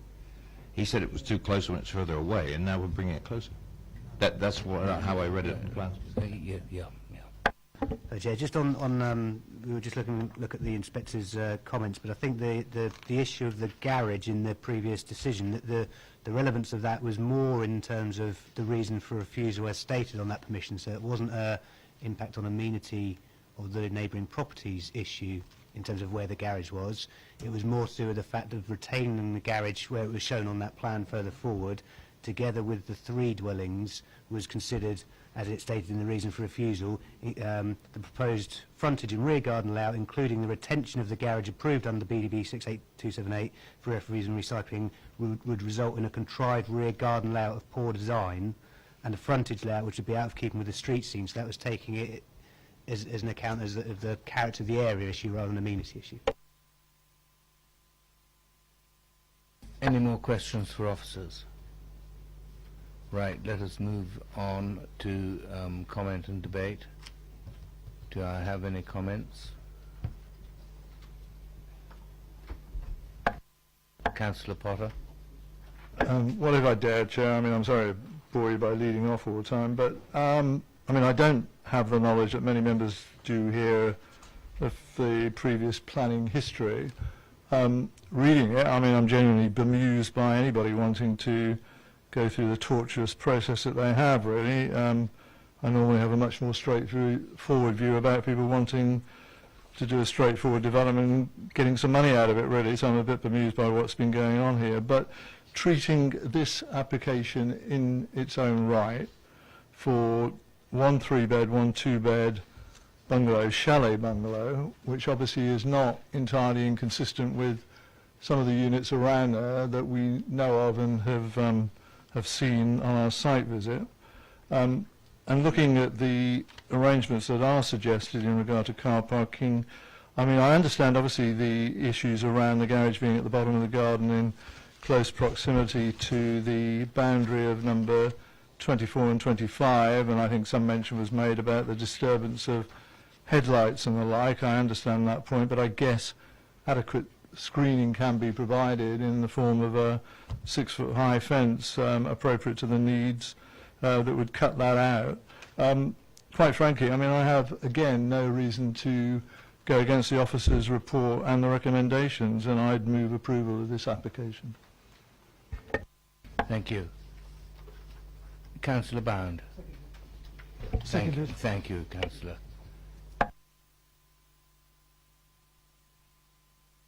We're just going to catch up on distances, are you?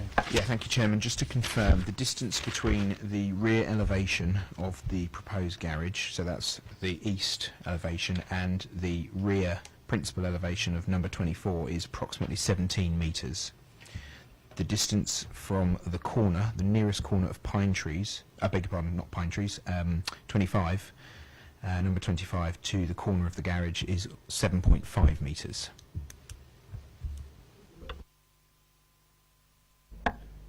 Right, members. This has been proposed and seconded for approval. Should we take a vote for that? Those in favour of approval?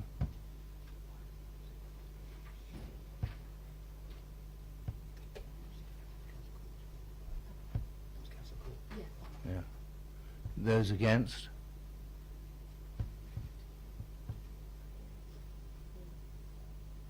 Abstain? 1. Thank you. The vote is carried.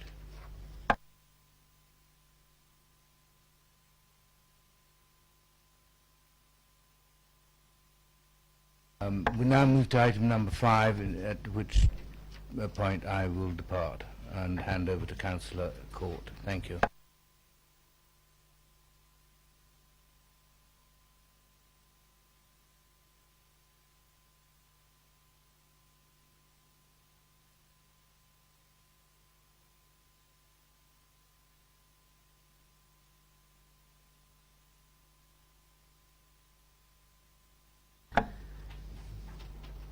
Right, we move on to item number 5, Ewhurst Park Estate, Ewhurst Park, Ramsdale, Tadley. We have speakers, objector Mr de Boinville, and in support Mr Prescott. If Mr Boinville would like to come forward to the table, I'll ask the officers to introduce the application. Thank you, Chairman. This application is for an extension to an existing grain storage building of 18 metres in length and to retain an external appearance and height the same as the existing building. There's nothing further to add to the update paper other than just the reference to the viewing panel. The application is recommended for permission subject to conditions as per the agenda. Thank you. You have up to 4 minutes, and I'll give you a minute's warning. Thank you, Madam Chairman. I live at Lower Ewhurst, and if it's possible, please, to get the site map up, I'd be grateful, which is immediately to the north, exactly where it's pointed out there, which is to the north of the new proposed extension. The original barn was erected there in 2011. It is a very sizable barn. The original application for it was withdrawn.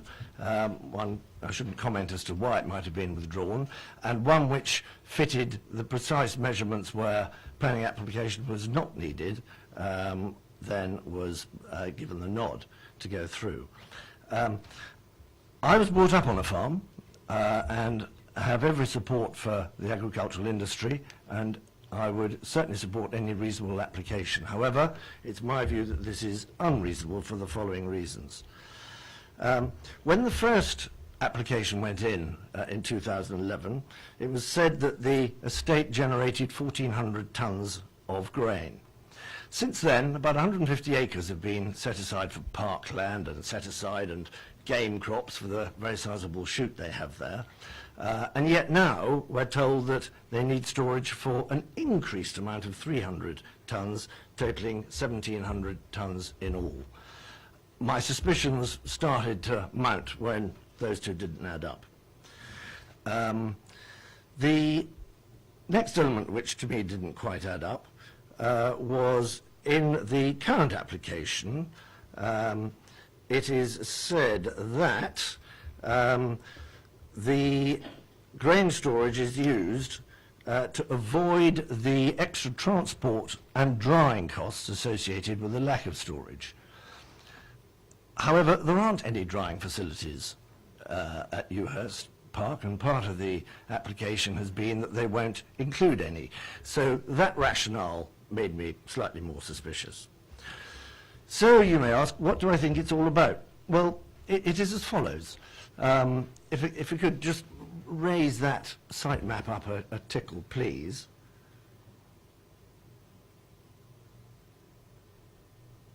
Thank you very much. When the application went in 2011 for the existing substantial barn, there were 4 current barns in existence which service the farm's needs, and they are the ones at the furthest, the long buildings at the southern end of that map. And we were all told that the new barn was needed because the existing barns would continue to be utilised for the storage of fertiliser. 1 minute. Thank you. For fertiliser and machinery.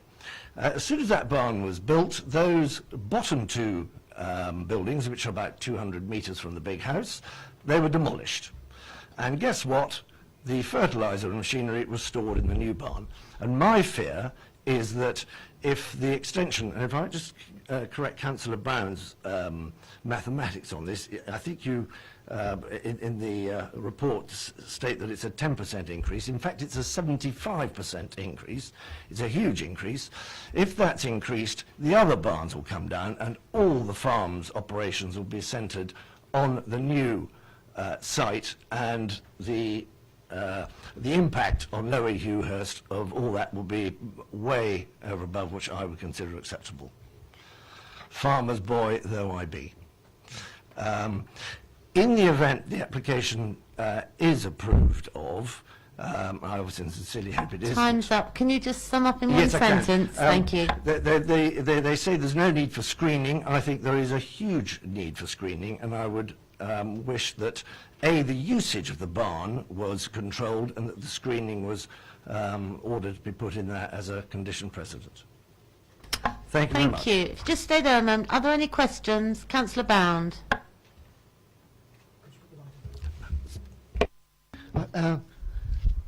Could you just tell me what you think, what is the barn being used for at the moment? Is it grain and machinery?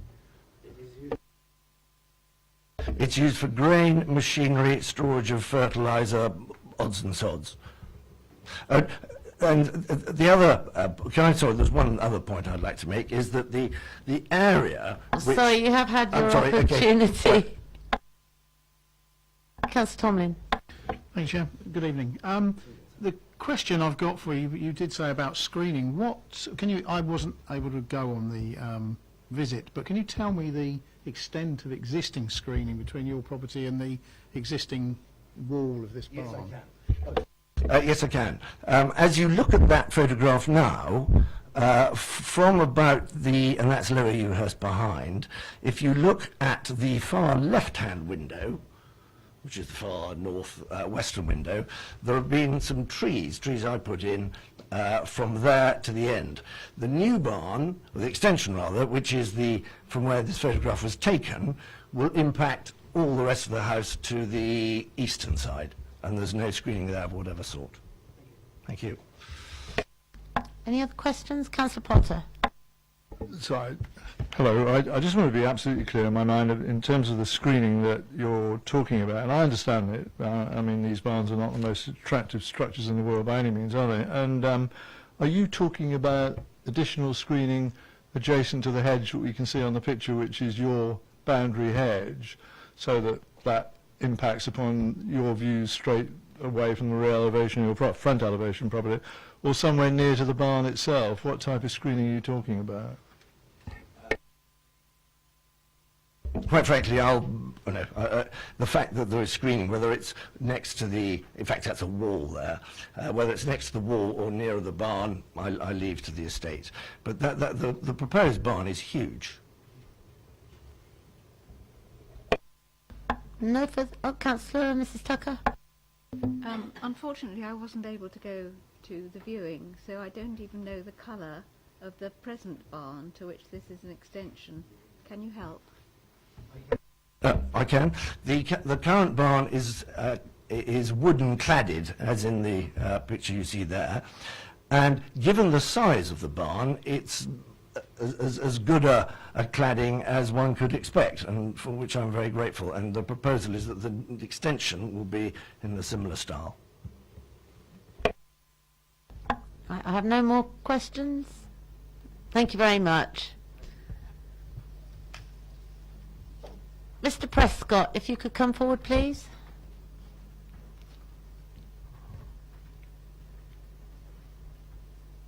You will also have up to 4 minutes.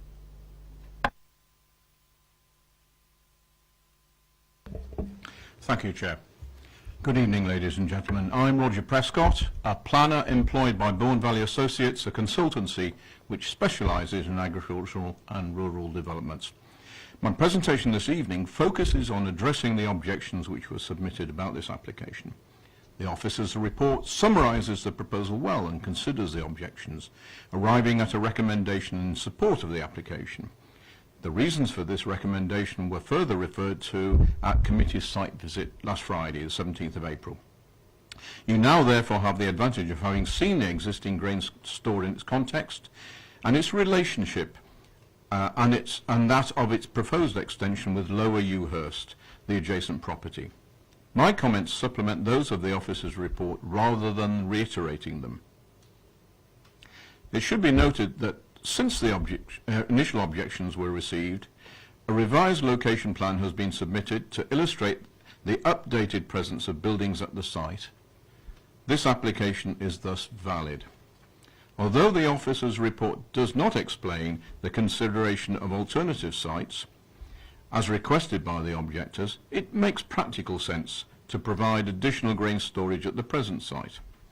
Planning policies encourage new farm-related development to be located within or adjacent to complexes of farm buildings, and we have followed that good practice.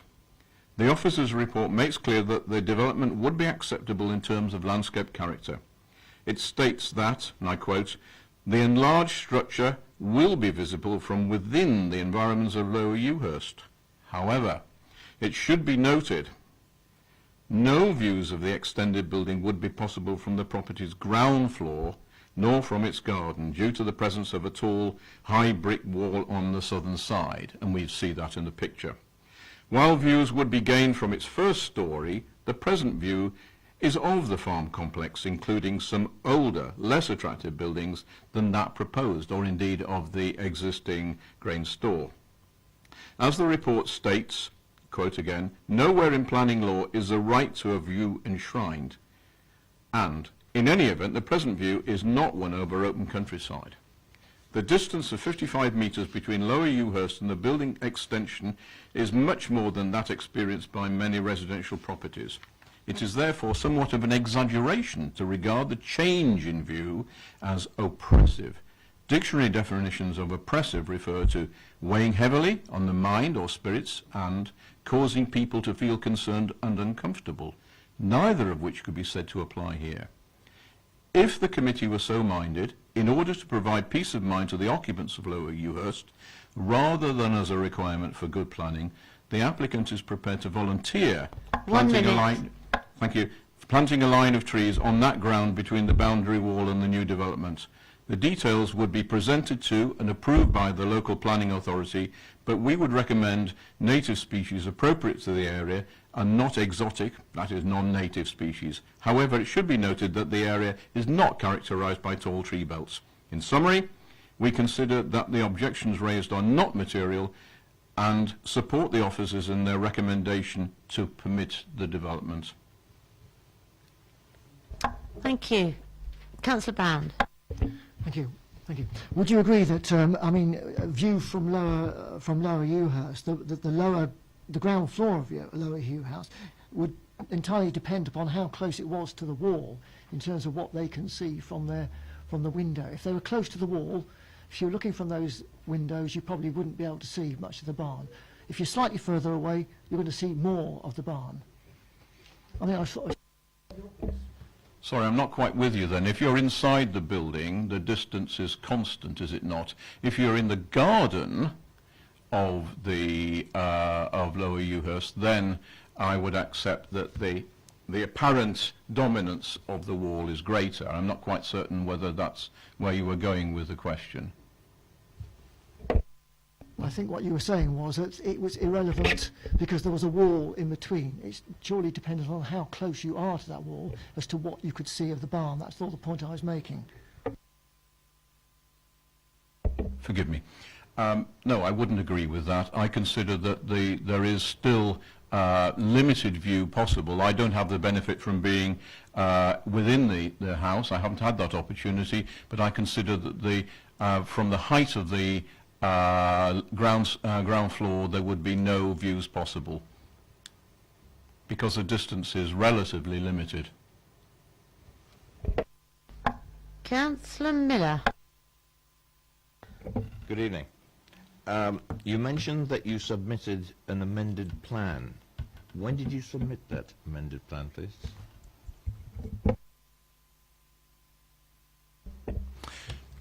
There were objections raised by some nearby residents, including Mr. de Bonville, to the effect that the location plan was inaccurate in that it showed two buildings which have since been demolished. That was accidental and has been corrected. It was corrected in good time for due consideration and publicity to be undertaken, and therefore it's people have had an opportunity to comment on the basis of the new plan. Councillor Mrs. Tucker. Thank you. Sorry, I haven't been to the site, so I'm working a bit blind, and even more blind looking at that photo, which looks as if it was taken in dusk. Can you explain to me where the brick wall is? Yes. Sorry, I forget to turn the thing on. The pen is showing, if you could once again please, the line. There is an archway, if you could just point that out please, within the brick wall. It indicates the archway, the height of the wall, because it is clear that people can pass through that. It is a tall wall and lies a good distance away from the proposed extension. I hope that's clearer, and perhaps use of the plans as well as the photographs might help. Thank you for that. And the trees are expected to be planted near that brick wall?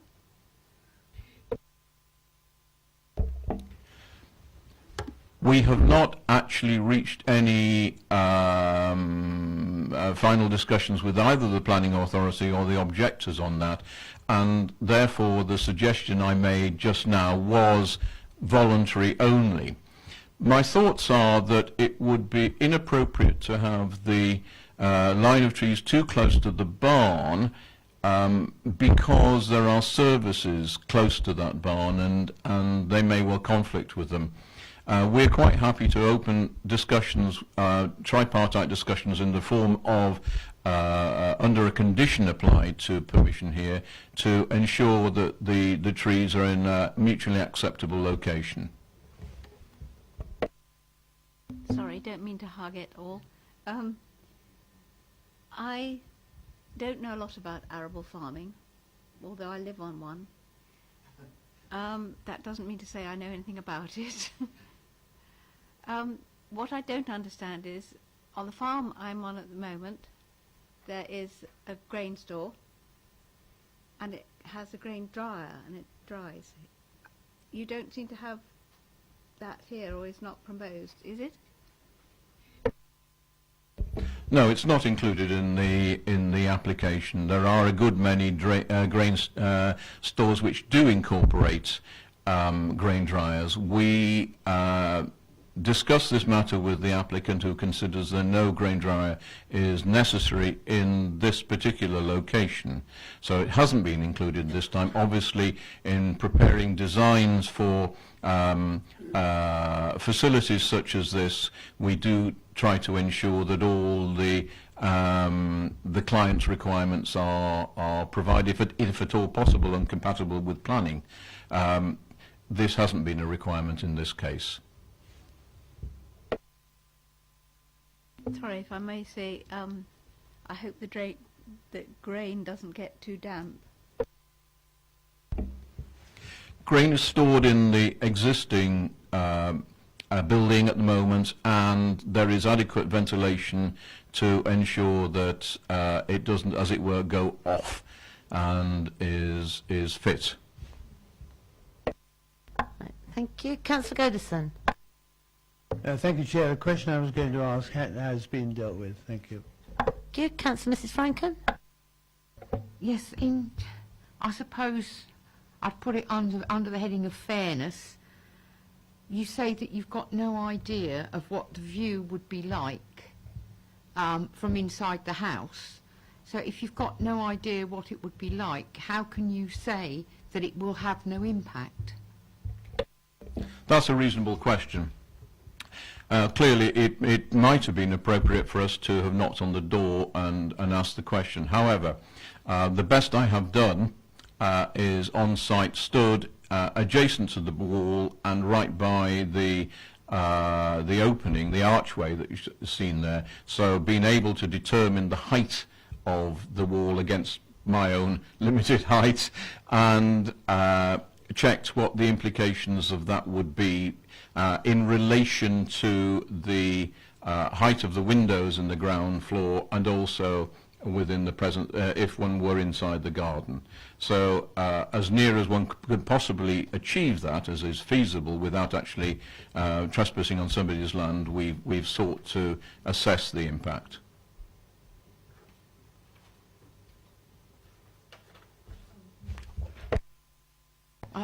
Sorry, so in my eyes, I'm sorry, I am known to be a bit blunt. In my eyes, you've done half a job. You've really not looked properly on how it would have the impact on the neighbour, and you've not done what I would consider to be a proper consultation.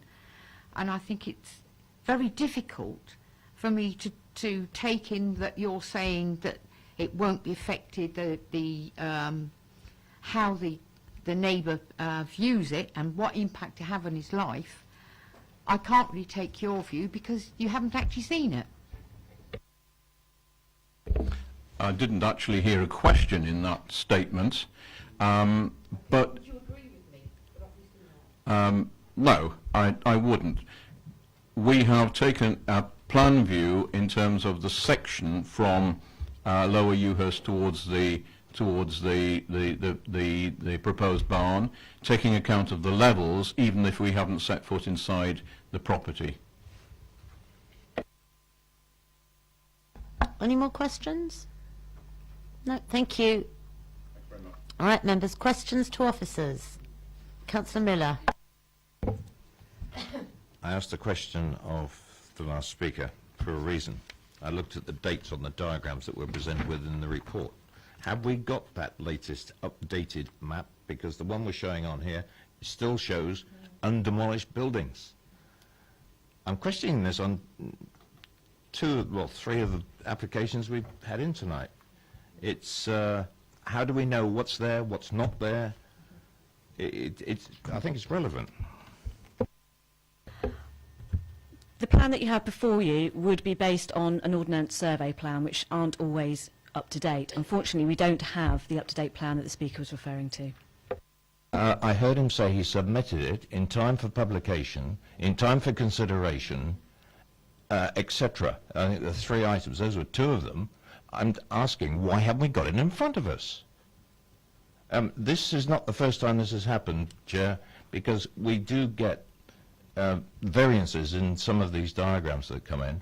They go through a process, I know, in the planning department where they're approved and accepted when they're submitted by the applicants, but they don't end up in our planning documents to make some judgments.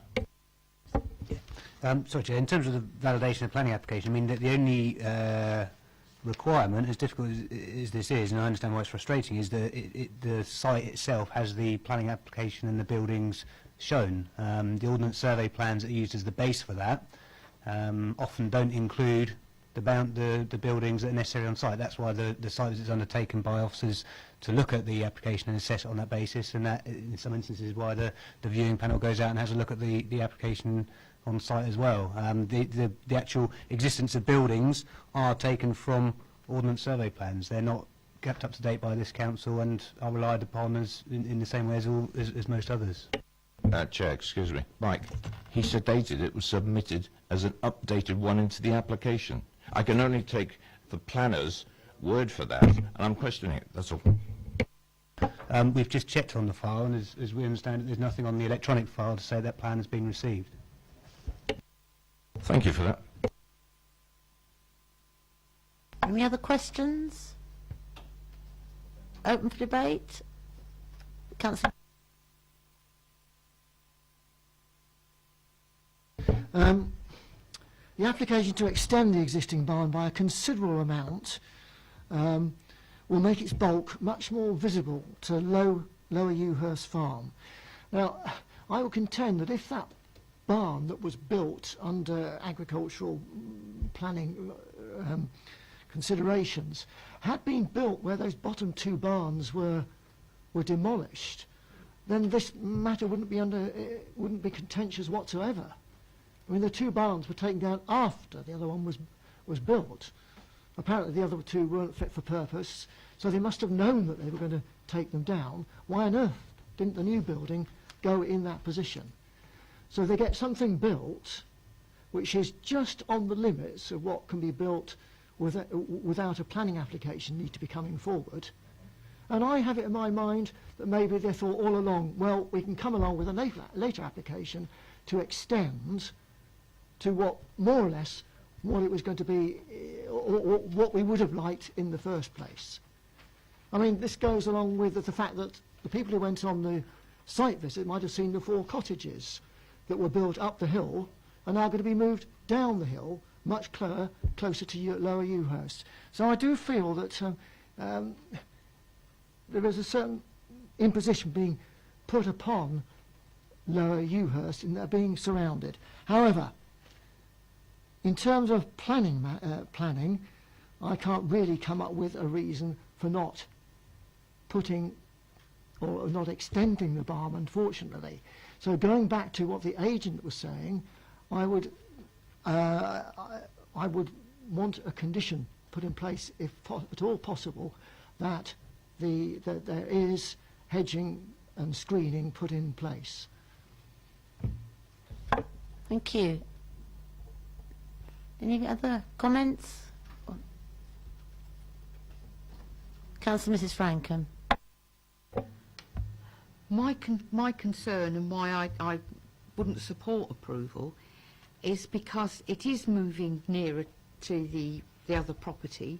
It is going to have an impact. It is going to affect his life, and I don't know exactly can't remember exactly what the wording was, but it was mentioned by the planner himself that these reasons didn't apply.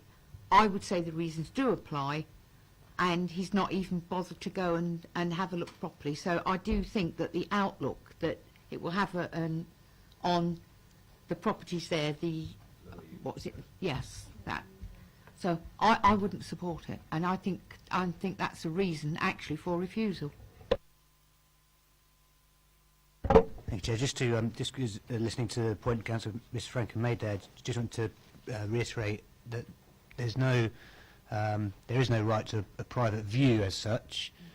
So the change in someone's outlook from their windows in itself, or the fact that that view has changed, or the fact they can't see something they previously could, or anything like that in itself isn't a planning reason for refusal. We don't have policies in the local plan that support that. The fact that there could be a impact on the residential amenity. So if, for example, the outlook was, became overbearing because of the proximity of the building or the size of the building, or there's an impact on the daylight sunlight, then that is a planning reason. But the absence of a view in itself, or the change in a view, is not a reason for refusal as such. If the committee were minded to consider the fact that there was an impact on amenity, and for the reasons set out in the report we don't believe there is, then the second option would then be to consider whether there are conditions that would overcome that, which may include the screening that has been mentioned so far this evening. Councillor Potter. I mean, in terms of visual impact, I mean, the extension to the barn is not going to be any different a line to that exists at the present time. It's going to be extended, obviously, but in terms of its proximity to Lower Ewhurst, there is no change, obviously. I don't know how the resident of Lower Ewhurst will think about it, really, because, I mean, clearly what's being offered is a tree line, native species, substantial, I hope, eventually, but what he and other people that live there will see will be this tree line more than anything else. If that's acceptable, and it probably would be to me, I have to say subjectively, rather than looking at this barn, then I guess there is room for discussion between the parties that are involved in this, and I hope some agreement can be made on that. I'd like us to condition that and make that as effective as we can as a condition. But in regard to the proposals that are now being made, and I understand the history a little better than I did, as Councillor Band has explained and others, in regard to what was there before, what might have been the transition that could have taken place. Well, the simple fact it didn't happen in that sequence. We have this large barn, and I think there are arguable reasons for it being extended in the way that the owners are suggesting, probably undeniable now in regard to that. And on that basis, I don't think there's any reason to say that we can't approve this application. I'd certainly move for approval, but with the condition that adequate screening by agreement is provided in the form that we've had mentioned a couple of times already. So that's my position, Chair. Thank you. Councillor Mrs Frankham.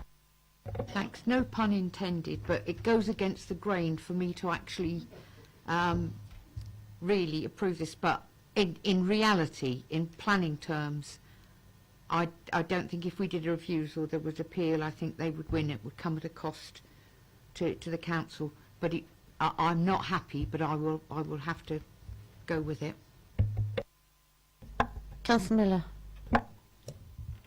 I have to agree with the colleagues across the table here that, yes, I think in planning terms we've got to do this. But this condition, I think we need to beef up this condition, because I cannot understand, it's a simple method of trigonometry, quite frankly, about views from houses to something of a known height. If you're on the ground floor or the first floor, and you can work out exactly from the distance from the front of the house of how high a screen needs to be effective to that particular house. Now that is it's a you know, come on, planners should know this anyway. I did it in high school. But the height of that tree line couldn't be defined in conditions.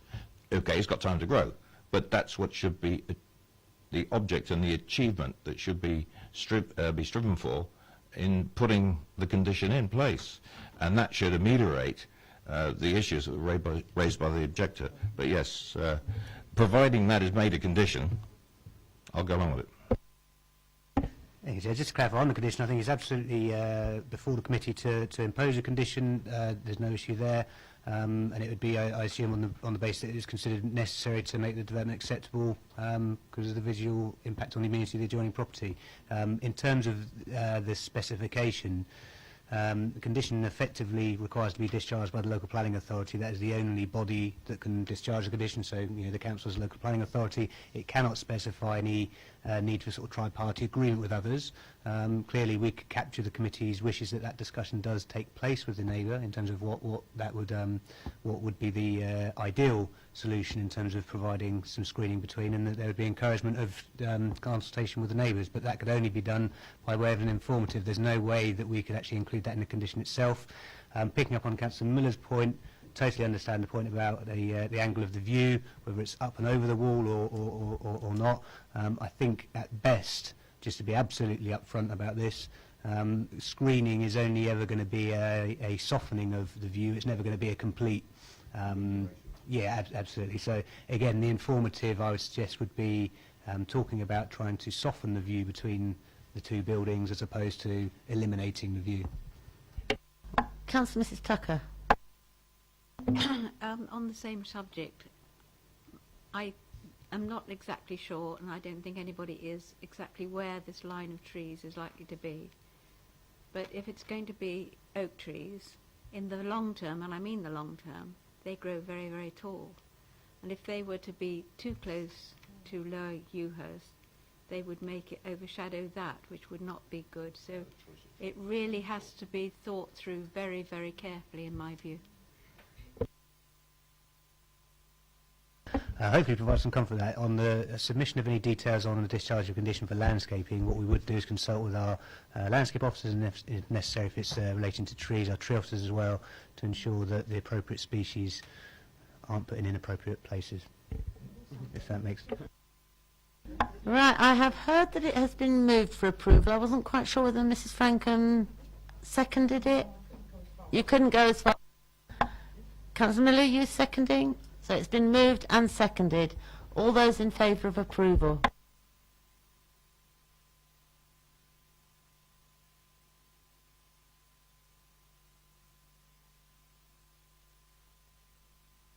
Those against?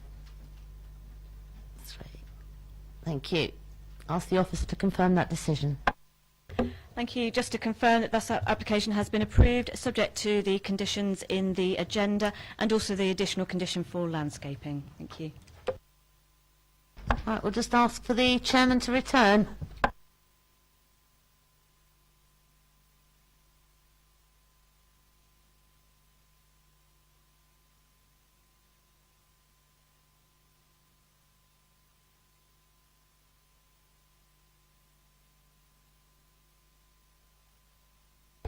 Thank you, Councillor. Item number 6, Cowdown Lodge, 2 Harroway, Hurstbourne Priors. We have, speaking on this, Mike Fowler and David Nelson in support, and Catherine Fitzherbert Green will propose it. Thank you. Thank you, Chairman. This application is for the demolition of an annex and erection of a single-storey extension to the south elevation of the property. There's also the inclusion of boiler housing and siting of an oil tank. Just drawing members' attention to the update paper, there is a correction to the agenda on page 83 in which the width of the proposed extension should read 13 metres instead of 1.3 metres in width, and it also contains comments from the Conservation Officer. Thank you. Thank you, Catherine. Right. Gentlemen, you have 4 minutes and we'll give you a minute's warning at the end. Thank you. Good evening. Thank you very much. The historic lodge was extended in 1999, changing the profile. However, as you arrive at the site, the twin lodges are still very legible, and the historic entrance into the estate is therefore, in our opinion, preserved. The non-designated status of the lodges remain completely unaffected, in our opinion, by the proposal. The track provides access to the lodges 1 and 2 and is only used by farm vehicles and occasional delivery on other occasions, and the track really does provide the only viewpoint of the property. There are no other buildings in sight, on the site or off the site, other than the lodge number 1.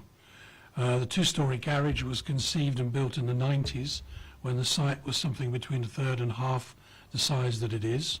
It's 2 stories, and our proposal is to reduce that to a single story, which we believe will re-establish the height emphasis of the original lodge.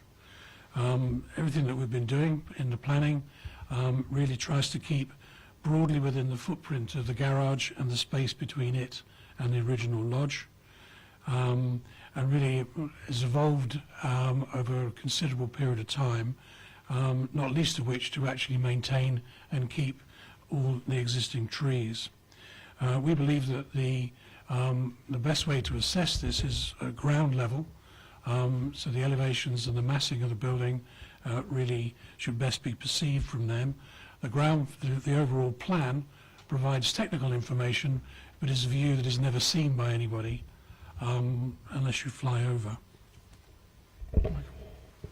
Yeah, I'm Mike Fowler, the architect for the scheme, and this is obviously David, the applicant. I'd like to think that the members, when they visited the site on the site visits, saw the extent of the extension. And as David's mentioned, it's essentially demolishing a 2-storey lodge and filling in the gap between the lodge and the house, single-storey rather than 2-storey. To give you an idea of the size of the extension, you may be interested to know that the existing 2-storey house and the 2-storey annex have a total floor area of 345 square metres, 345. With the demolition of the existing 2-storey annex, the new extension is only 64 square metres larger than what's there. This is an 18% increase in floor area. It's also a single storey, and as David said, the annex, which is a separate dwelling in its own right, even though it's not open market separate dwelling, 1 minute to go, does dominate the existing lodge. The photo montages we submitted, I think, show very clearly how the single-storey extension works, and crucially, your landscape officer had no objection to the application. The Hurstbourne Priors Parish Council also had no objection to the application. I believe that this is an innovative, contemporary design of its time, which we've often been stressed or encouraged to do, which I sincerely hope will be supported by the committee. Thank you. Thank you both. Members, any questions for Mr. Fowler or Mr. Nelson? Thank you, Councillor Miller. Thank you, Chair. Thank you, gentlemen. I have a question. I'm not an architect. However, was any consideration made of making these 2 extensions in the same style as the historic lodge, your words, instead of this contemporary low, and we can only go by the diagrams that have been shown, I call them mini hangars, okay, I'm an aviation guy, but that have to me, no connection at all with any kind of style or design compatibility with the original house? I think we believe that if something is done in a very sensitive way, in a very contemporary way, it doesn't need to sort of copy the architectural detailing of something from a previous time. It's a viewpoint. People have different viewpoints. I think we're trying to be very sensitive in terms of the coloration and materials. We believe, a building like this should belong to its time and its period, but harmonise well with what's existing. Councillor Potter. I just want, going through the brief that you had, obviously just wanted to ask whether you'd considered, fairly simply, just doing a connection between the house and the annex. This is broadly what this is, but it reduces the annex down to single story. But in basic terms, was there any consideration of using the annex as it was and then just having this straightforward connection between the two? And the other point I wanted just to ask, I don't know much about these, but as I understand it, this will have an external ceramic finish, but it will be white in colour, not dissimilar to the house. Is that right? Yes, I think the evolution of the project took quite a long time, over something like about a 2-year period, being there, seeing the site in different conditions, and we tried many, many different proposals, including linking through to that existing building. I think as we went through it, the benefits that it brought and the nature of the space that we were creating really sent us down the road that we did to produce something that created living space. There isn't really major living space in the existing building. And we felt the constraints, and particularly the vertical separation, having two pieces, 2 stories high with a ground floor connection, really was something that we felt inappropriate. I think the ceramic material is very inert. The existing building is white render, which is plaster, very smooth and painted, and this building could be the same, but we felt, in detail terms, to differentiate between new and old. If we actually have a very different material next to another one, but it actually balances in terms of colour, that would be a good way of articulating. Any more questions, members? In that case, thank you both very much, gentlemen. Right, questions to officers, members. Do we have any questions to officers? Councillor Potter. Can I just be entirely sure of designation? Obviously what we're talking about here is a non-designated heritage asset. And whilst I think I understand that, sorry, forgive me, can I just have that explained to me properly in regard to how that fits in with what I've normally understood to be the designation of listed buildings and the like? Thank you. Just to confirm, this is not a listed building and is not recognised as such, but it does have character, it does have a historic form, it sits within its setting, it has a relationship to its character of its surroundings, so therefore it is recognised for this architectural form, its historic form in itself, but that's locally as opposed to being formally designated, say, by English Heritage. Councillor Miller, followed by Councillor Tucker. I thank Councillor Potter for asking the question. What you've just said, would you consider that if this was approved and these 2 extensions were done, would you say the same thing about this particular building when it was completed?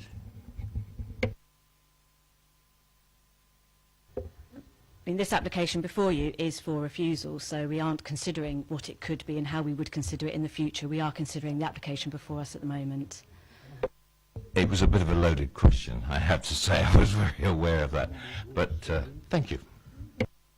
Councillor Tucker. I enjoyed that. I'm just curious to know whether the environmental health ever had the information about the proposed boiler.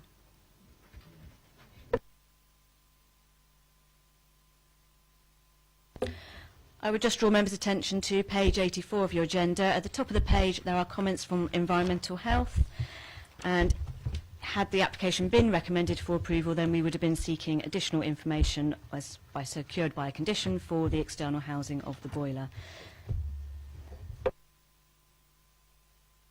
Councillor Mrs. Frankham. Yes, I'd like to move refusal for the reasons the officers said, and in particular the comments made by the conservation officers. Thank you. We're still really at questions. Are there any more questions?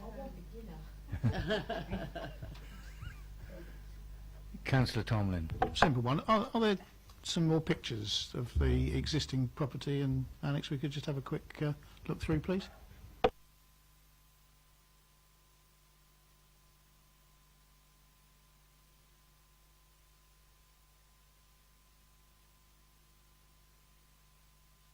Just to confirm, that is the annex that's before you at the moment.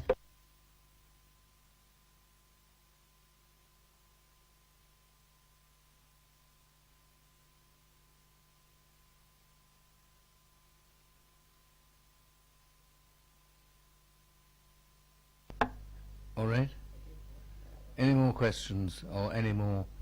We'll move into debate, comment. We've had. Thank you very much.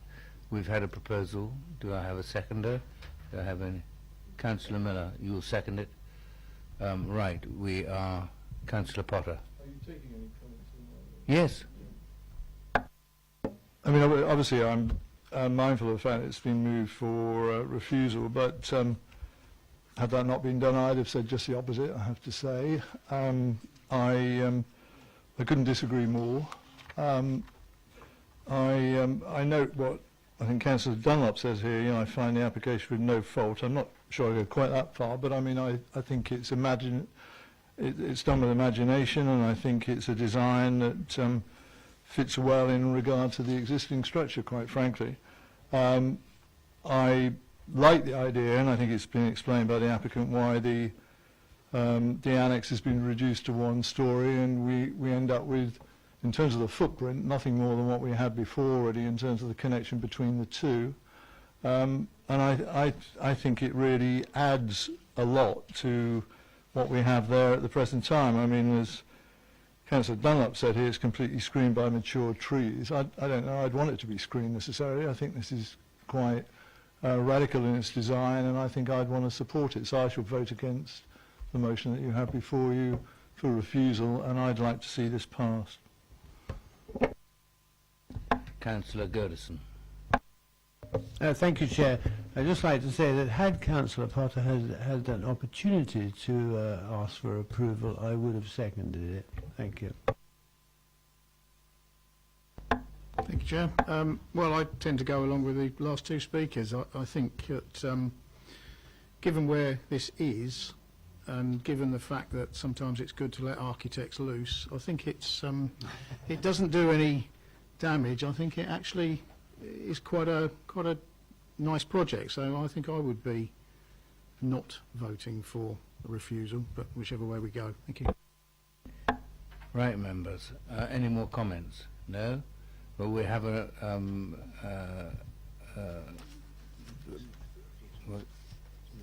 moved and seconded for refusal. Let us vote on that. Those in favour of refusal?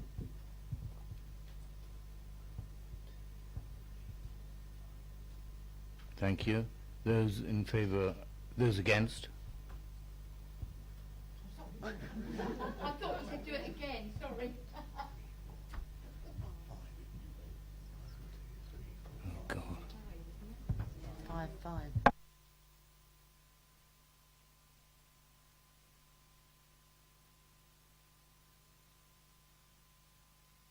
I will follow officer's recommendation. Right, that's it, I think, isn't it? Just remains for me to thank you all very much, both members and officers, for the last year that we've been here. And some of us will be returning, I assume, next month. But thank you all very much, in particular for your support to me. Thank you.